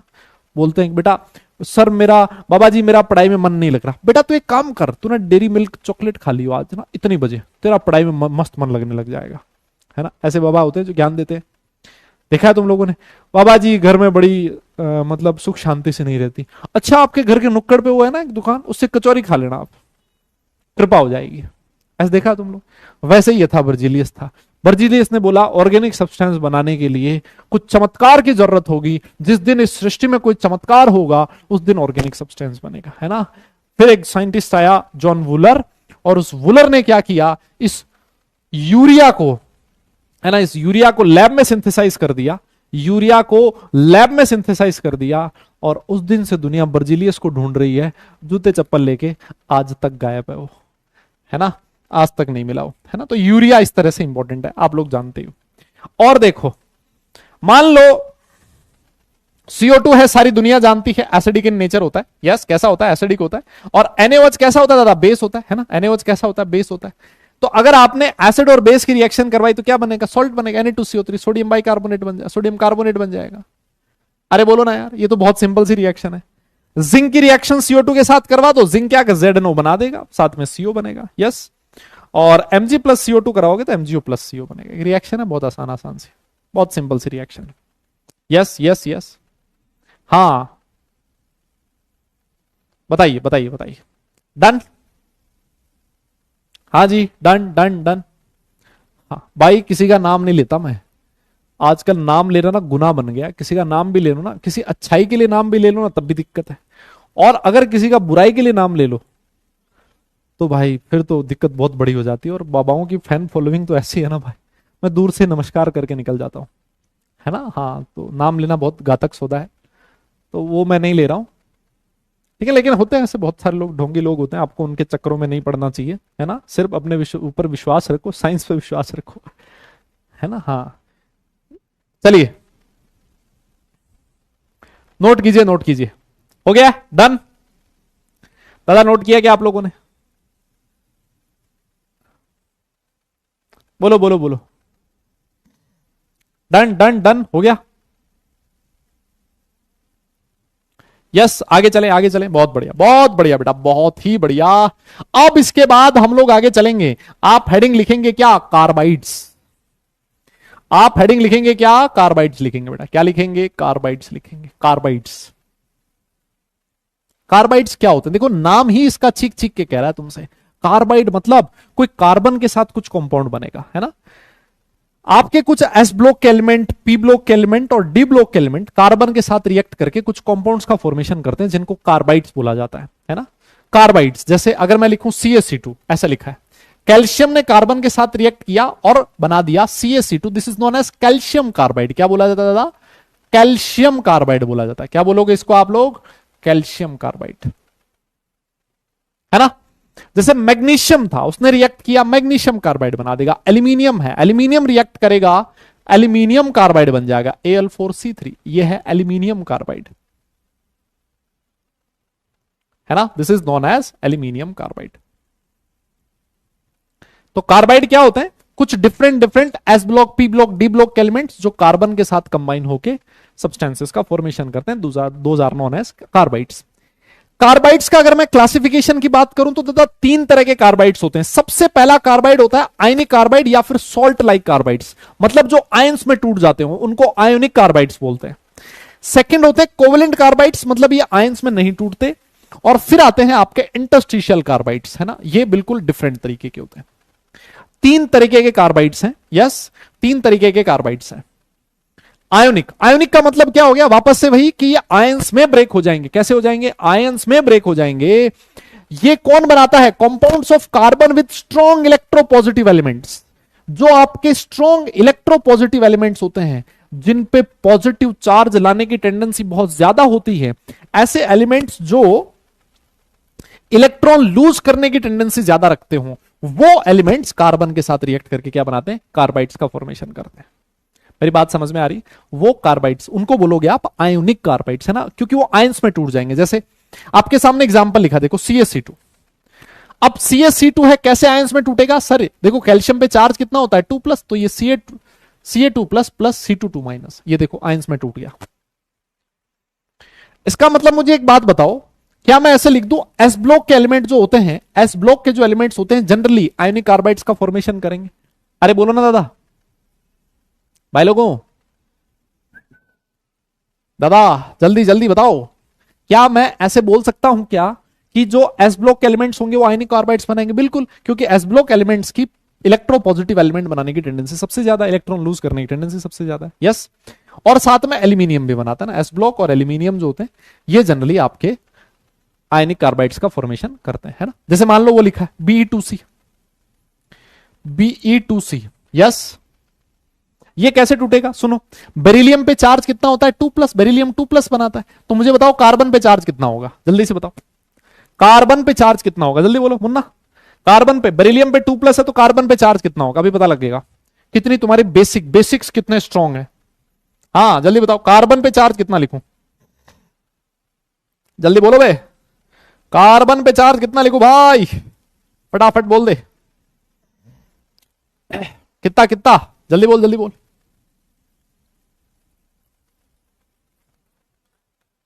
कितना?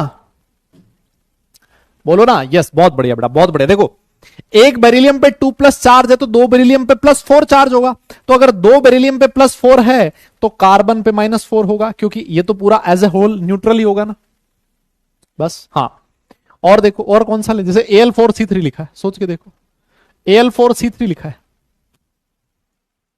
एल्यूमिनियम पे चार्ज होता है +3, यस। तो कार्बन पे कितना चार्ज आएगा बोलियो? एल्यूमिनियम पे चार्ज +3 होता है तो कार्बन पे कितना चार्ज आएगा? अरे बोल दे मुन्ना, कार्बन पे चार्ज आएगा, वेरी गुड बेटा, है ना, वेरी गुड। एल्यूमिनियम पे 3+ तो कार्बन पे 4-, खत्म, क्या दिक्कत? वेरी गुड, है ना।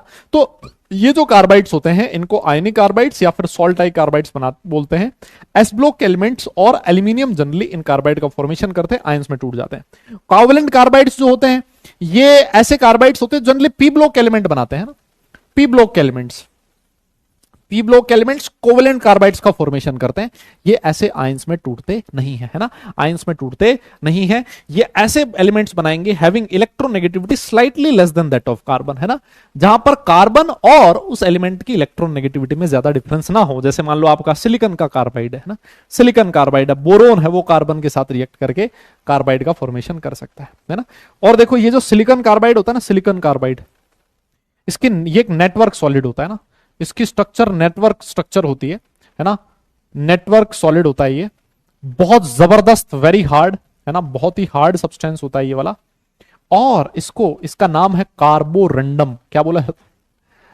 कार्बोरंडम बोला जाता है इसका, है ना। कोरंडम अलग होता है बेटा, कार्बोरंडम अलग होता है। यस, हाँ, कोरंडम अलग है, कार्बोरंडम अलग है। तो सिलिकॉन कार्बाइड जो होता है एक्सट्रीमली हार्ड सब्सटेंस होता है और ये नेटवर्क सॉलिड होता है। साथ साथ इसका एक और नाम है कार्बोरंडम भी इसको कहा जाता है ना, ये इसका दूसरा नाम है। डन, ये इसका दूसरा नाम है। ठीक है, बहुत बढ़िया, वेरी गुड। और तीसरा आता है आपका इंटरस्टिशियल कार्बाइड्स। तीसरे कौन से हैं दादा? Interstitial carbides. इंटरस्टिशियल बहुत आसान है। इंटरस्टिशियल का मतलब क्या है, देखो मैं आपको सुना देता हूं।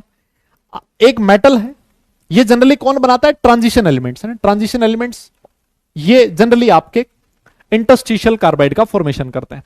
यस, हाँ, देखो होता क्या है, जैसे मान लो आपका एक एलिमेंट है आयरन, है ना, आयरन मेटल है, तो मेटल का अपना एक लैटिस होगा। देखो ये वाले, जैसे मान लो ये ऐसे लैटिस है, ये आयरन, आयरन, ये जो गोला बना रहा हूं ये सारे सारे कौन है? आयरन के एटम्स हैं।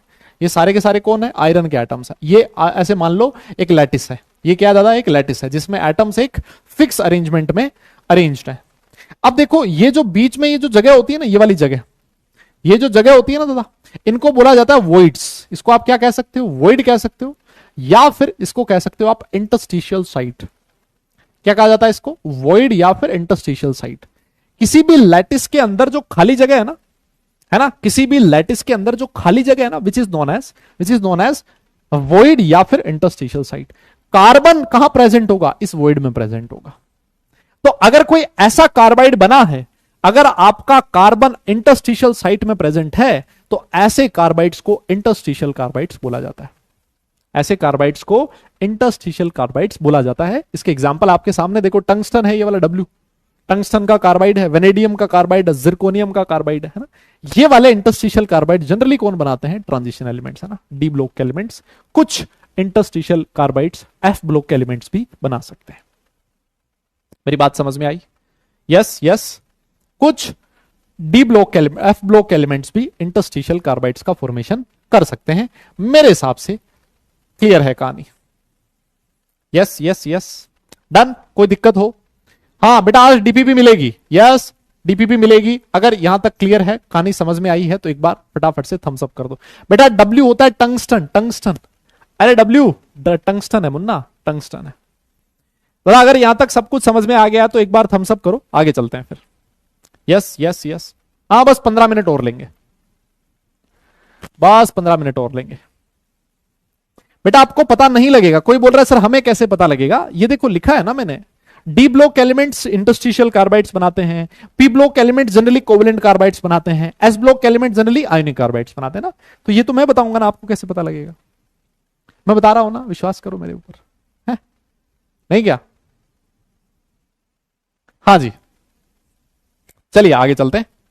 यस, वेरी गुड दादा। अब इसके बाद एक छोटी सी रिएक्शन है, हाइड्रोलिसिस ऑफ आयोनिक कार्बाइड्स। देखो कोवेलेंट कार्बाइड्स के हाइड्रोलिसिस की हम लोग बात नहीं करते, उनका हाइड्रोलिसिस नहीं होता। कोवेलेंट और इंटरस्टिशियल कार्बाइड्स का हाइड्रोलिसिस हमें नहीं पढ़ना है, हमें हाइड्रोलिसिस पढ़ना है किसका? आयोनिक कार्बाइड्स का। और मैं आपकी जानकारी के लिए बता दूं, ये जो कार्बाइड्स है ना, इनका हाइड्रोलिसिस बहुत ही ज्यादा इंपॉर्टेंट है ना। तुम्हें दिखने में बहुत आसान सी रिएक्शंस लग रही है, लेकिन ये बहुत इंपॉर्टेंट है दादा, वेरी इंपॉर्टेंट, बहुत इंपॉर्टेंट है। सबसे पहले कैल्शियम कार्बाइड, है ना, ये देखो अभी मैंने आपको बोला था कैल्शियम कार्बाइड में कैसे टूटता है आयंस में, ऐसे टूटेगा साहब, Ca2 plus plus C2 minus, है ना।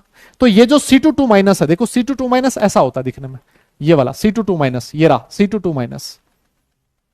एक बार जेई में क्वेश्चन पूछा गया, यस, एक बार जेई में क्वेश्चन पूछा गया कि जो कैल्शियम कार्बाइड में C2 माइनस आयन है उसमें कितने सिग्मा और पाई बॉन्ड प्रेजेंट है। ये जेई का क्वेश्चन है, कितने सिग्मा और पाई बॉन्ड प्रेजेंट है। तो आप लोग कहोगे एक सिग्मा और 2 pi bond, C2 minus carbide ion. Yes, मेरी बात समझ में आई, कार्बाइड आयन। अब देखो होगा क्या, होगा क्या, ऐसे आयंस में तोड़ दिया आपने, बहुत आसान है ना, इनको समझना बहुत आसान है, रटने की जरूरत नहीं पड़ेगी दादा, ये रटने की जरूरत नहीं है। देखो इसको ऐसे तोड़ा आपने आयंस में, दोनों जगह पर क्या लगा दो? H+ लगा दो। ये लो, इधर H+, इधर H+, चार्ज न्यूट्रल हो गया, क्या बन गया? C2H2, C2H2। दुनिया इसको इथाइन के नाम से जानती है, बताओ, बोलो ना। और क्या बन जाएगा? हाइड्रोक्साइड बन जाएगा कैल्शियम का। क्या बन जाएगा, Ca2+, है ना, Ca2+ के साथ 2 OH माइनस आ गए तो कैल्शियम हाइड्रोक्साइड बन गया। और जो वाटर का, देखो वाटर को आप ऐसे लिख सकते हो ना, H+OH-।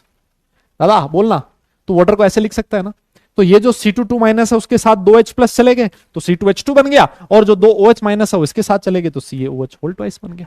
मेरी बात समझ में आई? यस दादा बोलना पड़ेगा, यस क्लियर है ये चीज। अच्छा ये देखो एल्यूमिनियम कार्बाइड, ये भी मैंने आपको बताया था, अभी मैंने आपको बताया था कि एल्यूमिनियम कार्बाइड कैसे टूटेगा सर, Al पे चार्ज होगा 3+ और कार्बन पे चार्ज होगा 4-। होगा कि नहीं होगा सर? कार्बन पे 4- है तो 4- पे 4H+ दे दो सर, इसको क्या दे दो सर, इसको 4H+ दे दो। प्लस के पास कौन जाएगा, माइनस जाएगा, माइनस के पास प्लस जाता है, प्लस के साथ माइनस जाता है। जनरली ऐसा होता है, केमिस्ट्री में ऐसा होता है बेटा, है ना। और वैसे तो कुछ भी हो सकता है, प्लस के साथ प्लस, माइनस के साथ माइनस, आजकल भरोसा नहीं है किसी का। हाँ तो ये देखो यहां से क्या बन जाएगा, कार्बन पे 4 नेगेटिव है तो 4H+ जाएंगे सर, CH4 बन जाएगा सर, मीथेन बन जाएगा। ईमानदारी से बताओ समझ में आया कि नहीं आया? रटने की जरूरत है क्या दादा? यस यस, रटने की जरूरत पड़ी क्या तुझे? नहीं पड़ी ना, बहुत आसान। और देख Be2C, ये अभी बताया था मैंने, Be2C। देखो जी बेरिलियम पे चार्ज है 2+, सर बेरिलियम के 2 एटम है सर, बेरिलियम के 2 एटम है और एल्यूमिनियम का हाइड्रोक्साइड बन जाएगा ये, है ना। तो बेरिलियम के 2 एटम है तो कार्बन पे 4- चार्ज होगा, यस। और 4- पे सर 4H+ जाएगा तो सर यहां पर भी क्या बनेगा, CH4 बन जाएगा। यहां पर भी क्या बनेगा, CH4 बन जाएगा और बेरिलियम का हाइड्रोक्साइड बन जाएगा। मेरे हिसाब से कहानी भी आपको समझ में आ गई है, यस। और देखो मैग्नीशियम का कार्बाइड, देखो सर ये कैसे टूटेगा, देखो ये थोड़ा सा इंटरेस्टिंग है। Mg2C3, सर एक मैग्नीशियम पे 2+ चार्ज होता है, सो सर 2 मैग्नीशियम पे 4+ चार्ज हो जाएगा। 4 मैग्नीशियम पे 4+ चार्ज, 2 मैग्नीशियम पे 4+ चार्ज है, इसका मतलब 3 कार्बन पे 4- चार्ज होगा, है ना। इसको आप ऐसे लिख सकते हो, एक कार्बन जिसपे 3- है ना, ऐसे एक कार्बन जिसपे 1-। तो यहां आप दे दो 3 हाइड्रोजन, यहां दे दो 1 हाइड्रोजन, तो ये बन गया sir CH3C triple bond CH, and this is known as propyne. इसको क्या बोला जाता है, प्रोपाइन बोला जाता है ना। ये रिएक्शन कहीं ना कहीं आपको इनऑर्गेनिक केमिस्ट्री, ऑर्गेनिक केमिस्ट्री हर जगह देखने को मिलेगी। ये रिएक्शंस ऑर्गेनिक, इनऑर्गेनिक हर जगह देखने को मिलेगी। बहुत इंपॉर्टेंट रिएक्शंस है, ध्यान रखिएगा। यस यस यस, हाँ जी बताइए, क्या ये चीज समझ में आई? समझ में आई तो थम्स अप कर दो, आगे चलेंगे। समझ में आ गया है तो थम्स अप कर दो, आगे चलेंगे। दादा फटाफट बोलना पड़ेगा, समझ में आ गया है तो थम्स अप कर दो, आगे चलेंगे। हम्म, है ना, सारी चीज मैंने आपको बता दी, एकदम खोल के बता दी, किसी को रटने की जरूरत नहीं है, समझने की जरूरत है बस। यस, समझ लिया, सारी कहानी क्लियर है, डन। बोलो, क्लियर है दादा? Yes yes yes. अब तुम ना मतलब ऐसे तुम एकदम से ना उसमें चले जाते हो, तुम ऐसे फील लेने लग जाते हो।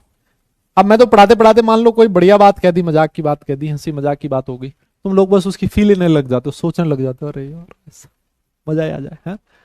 तो मतलब उसको वहीं पर रख दिया करो ना, वो थोड़ा सा ऐसे क्लास में ह्यूमर ऐड करने के लिए होता है।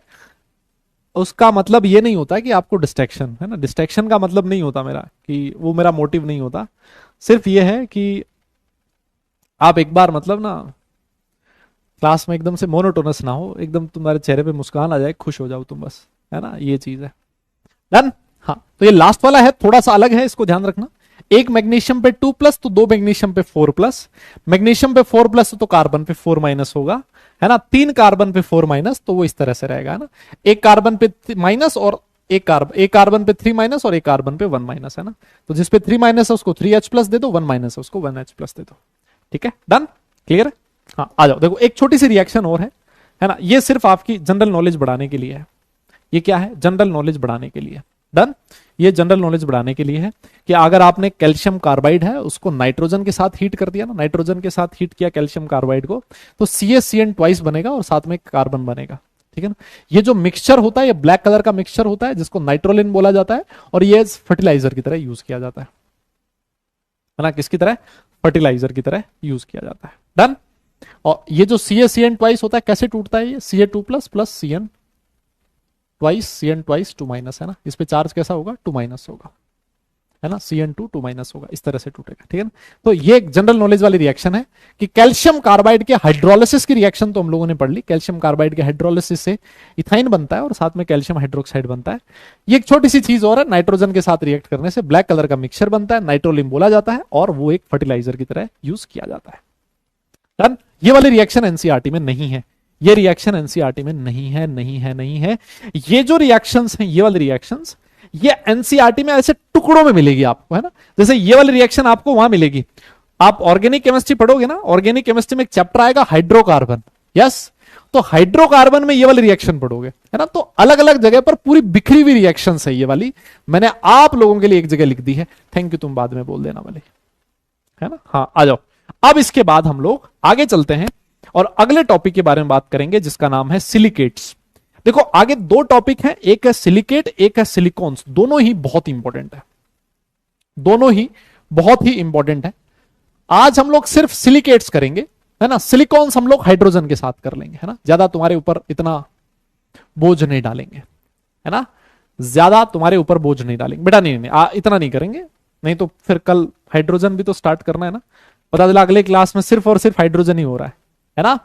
हाँ, तो सिलिकेट्स के बारे में पढ़ाऊंगा, ठीक है ना। सिलिकेट्स बहुत छोटा सा पार्ट है, कोई मुश्किल पार्ट नहीं है, बहुत आसान सा पार्ट है। सिलिकॉन्स जो है वो मैं अगली क्लास में करवा दूंगा, ठीक है ना। सिलिकेट्स यहां पढ़ लेते हैं, सिलिकॉन्स अगली क्लास में करेंगे, ठीक है ना। तो देखो सिलिकॉन्स होते क्या है, सबसे पहले समझो सिलिकॉन्स होते क्या है। देखो सिलिकॉन्स ऐसे कंपाउंड्स होते हैं जिसमें SiO4 4- यूनिट प्रेजेंट हो, या तो ये वाली यूनिट प्रेजेंट हो, या फिर ऐसी ही यूनिट्स एक दूसरे के साथ जो जुड़ी हुई हो वो वाली यूनिट प्रेजेंट हो। क्या बोल रहा हूं मैं, सुनो मेरी बात अच्छे से। सिलिकेट्स क्या होते हैं, सिलिकेट्स ऐसे सब्सटेंसेस होते हैं जिसमें या तो SiO4 4- यूनिट प्रेजेंट होगी, या फिर ऐसी ही यूनिट्स प्रेजेंट होगी जो एक दूसरे से जुड़ी हुई हो, एक दूसरे से जुड़ी हुई हो।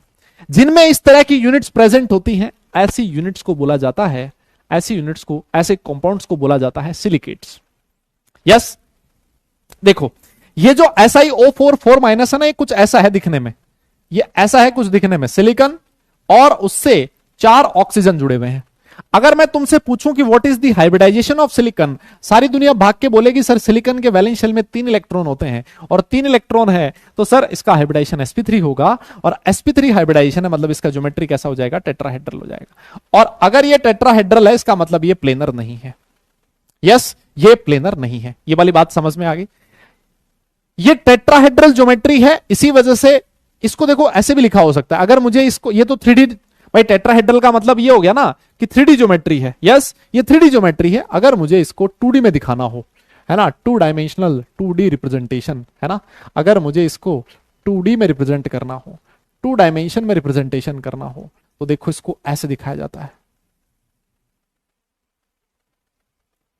ऐसे दिखाया जाता है। यह है 2D रिप्रेजेंटेशन ऑफ SiO4 4-। इस पे नेगेटिव, यहां नेगेटिव, यहां नेगेटिव, और यहां नेगेटिव। सर यह आपने क्या बना दिया बेटा, ये जो बनाया है ना ये है सिलिकॉन, और ये जो बनाया है ये है आपका ऑक्सीजन, है ना।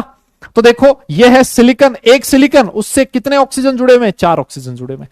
कैसे, टेट्राहेड्रल ज्योमेट्री। देखो ना, इसको थोड़ा सा विजुअलाइज करके देखो, थोड़ा सा फील लेके देखो। मान लो ये वाला जो ऑक्सीजन है वो यहां है, ऐसे मान के देखो, ये ऑक्सीजन थोड़ा सा बाहर की तरफ है, ऐसे एक टेट्राहेड्रल ज्योमेट्री बन रही है ना, टेट्राहेड्रॉन बन रहा है ना, ऐसे लिखा हुआ मिलेगा तुम्हें कई जगह। क्या मिल रहा है दादा, टेट्राहेड्रॉन मिल रहा है। यस, क्या मिल रहा है, टेट्राहेड्रॉन मिल रहा है। मेरी बात समझ में आई।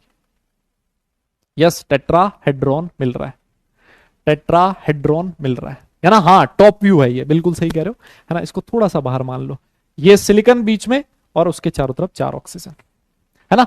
तो अब इसको नाम दिया गया है कॉर्नर, इसको नाम दिया गया है कॉर्नर, है ना। तो मान लो सिलिकेट्स क्या होंगे, वापस सुन लो सर, सिलिकेट्स ऐसे सब्सटेंसेस होंगे जिसमें या तो ये वाली यूनिट्स प्रेजेंट होगी, या फिर ऐसी ही यूनिट्स कॉर्नर के थ्रू एक दूसरे से जुड़ी हुई होंगी। कॉर्नर मतलब ऑक्सीजन के थ्रू, है ना। हाँ, और कितनी ऑक्सीजन के थ्रू 2 यूनिट्स जुड़ी हुई हैं, उसी के बेसिस पे आप लोग इनको क्लासिफाई कर सकते हो। क्लासिफिकेशन में सबसे पहला हम लोग क्लासिफिकेशन देखते हैं, उसका नाम है ऑर्थोसिलिकेट्स। ऑर्थोसिलिकेट्स ऐसे सिलिकेट्स होते हैं जिसमें ये जो टेट्राहेड्रॉन होता है SiO4 4 माइनस यूनिट होती है, इसका कोई ऑक्सीजन किसी के साथ शेयर नहीं होता है ना। सारे के सारे एकदम मस्ती से पड़े हैं, है ना, सारे के सारे एकदम मस्ती से पड़े हैं। और इसमें एनायनिक यूनिट कौन सी प्रेजेंट होती है? SiO4 एनायन प्रेजेंट होता है।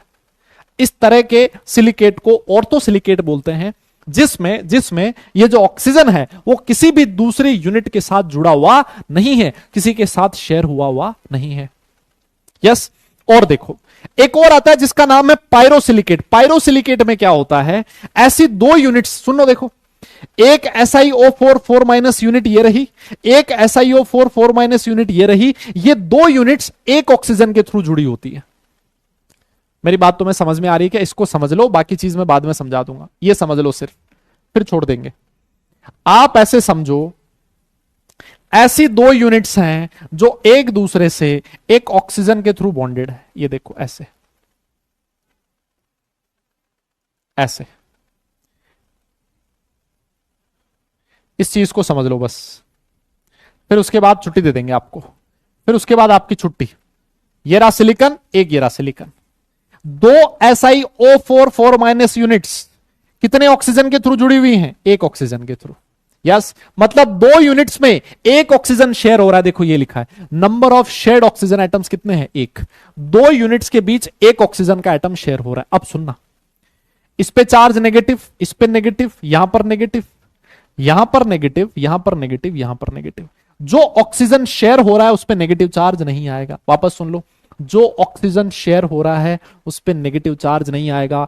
तो सर कितना यूनिट नेगेटिव चार्ज है? देखो इसमें सिलिकॉन कितने हैं? दो सिलिकॉन है। ऑक्सीजन कितने? गिनो जरा, 1 2 3 4 5 6 7। सर 7 ऑक्सीजन है। नेगेटिव चार्ज कितना है? 1 negative, 2 negative, 3 negative, 4 negative, 5 negative, 6 negative, 6 negative. Sir इसमें जो एनायनिक यूनिट प्रेजेंट होती है, सर इस पायरोसिलिकेट में जो एनायनिक यूनिट प्रेजेंट है वो कौन सी है? Si2O76 माइनस है। Si2O76 माइनस है, क्योंकि ये ऑक्सीजन बेटा शेयर हो चुका है एक दूसरे के साथ, इसका नेगेटिव चार्ज खत्म हो जाएगा। Yes yes yes yes, Si2O76 minus.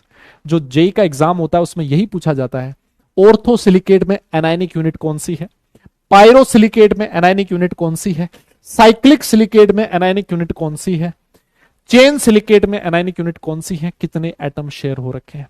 यही क्वेश्चन होता है जो पूछा जाता है। यस, यही क्वेश्चन होता है जो पूछा जाता है। चलिए बहुत अच्छी बात है। इसी के साथ आज का लेक्चर खत्म करते हैं। ये वाला साइक्लिक सिलिकेट आप लोग ये लिख लेना, है ना, ये वाले लिख लेना छोटा छोटा, ये वाली बना लेना स्ट्रक्चर, है ना, ये वाली स्ट्रक्चर बना लेना। फिर चेन सिलिकेट, ये आपका होमवर्क है ना, ये आपका होमवर्क है।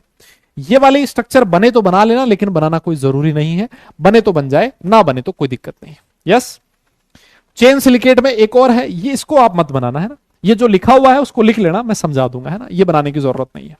डन।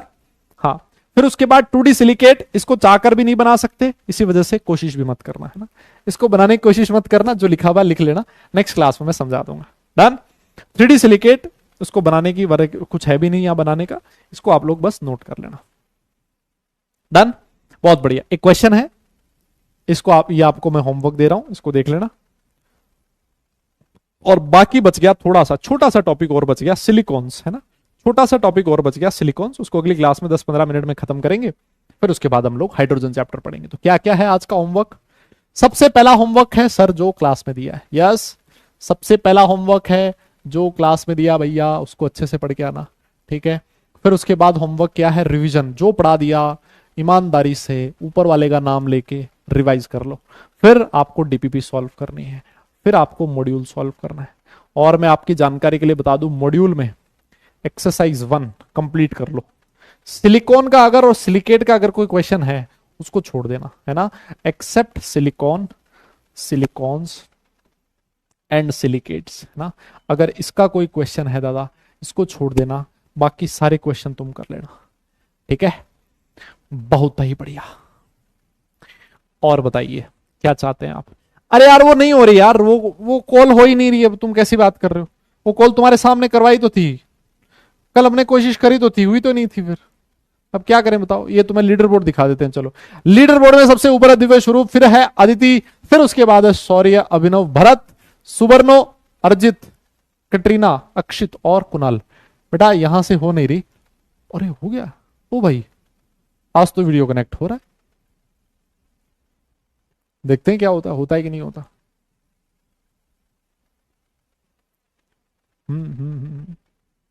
देखते हैं।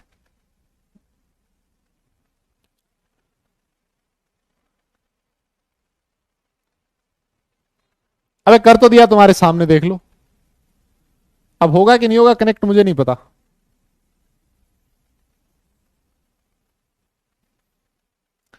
ये तुम्हारे सामने है भाई। उस दिन तो नहीं हो रहा था, नहीं नहीं उस दिन नहीं हो रहा था, उस दिन नहीं हो रहा था।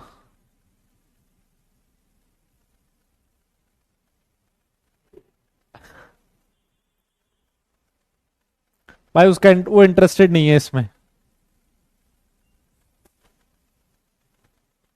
ये क्या सीन है। एक तो फंक्शन देखने पड़ेंगे मुझे सारे। हैं? चलो चलो चलो चलो। नहीं किस दूसरे को करें। चलो ये भी करके देख लेते हैं। ये नहीं हुआ इसका मतलब नहीं हो पा रहा।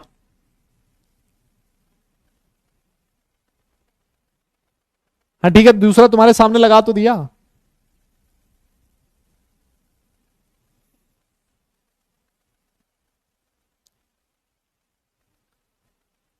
अब बताओ।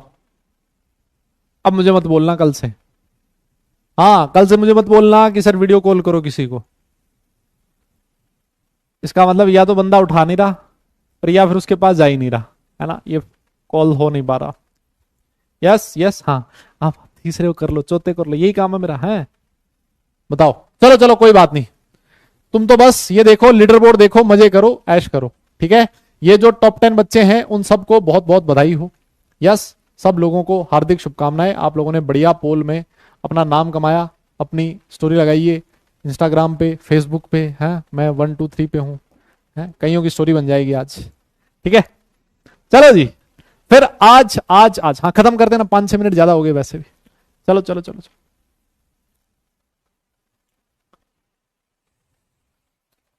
खत्म कर दें फिर class. Yes yes yes. Next class में सुन लो, जो आज लिखवा दिया उसको लिख लेना। अगली क्लास में हाइड्रोजन चैप्टर स्टार्ट कर देंगे। ये सिलिकेट और सिलिकॉन वाली कहानी को करेंगे खत्म। दोनों इंपॉर्टेंट है लेकिन चीजें। ठीक है। चले फिर नेक्स्ट क्लास में मिलते हैं भाई लोगों। आप सब लोगों से, सारे लोग अपना ख्याल रखें, खुश रहें, हंसते मुस्कुराते रहें और सारे लोग पढ़ाई जरूर करते रहें, क्योंकि काम तो पढ़ने से चलेगा, सिर्फ मुस्कुराने से नहीं। चले फिर tata bye bye, love you और नेक्स्ट क्लास में मिलते हैं। बाय।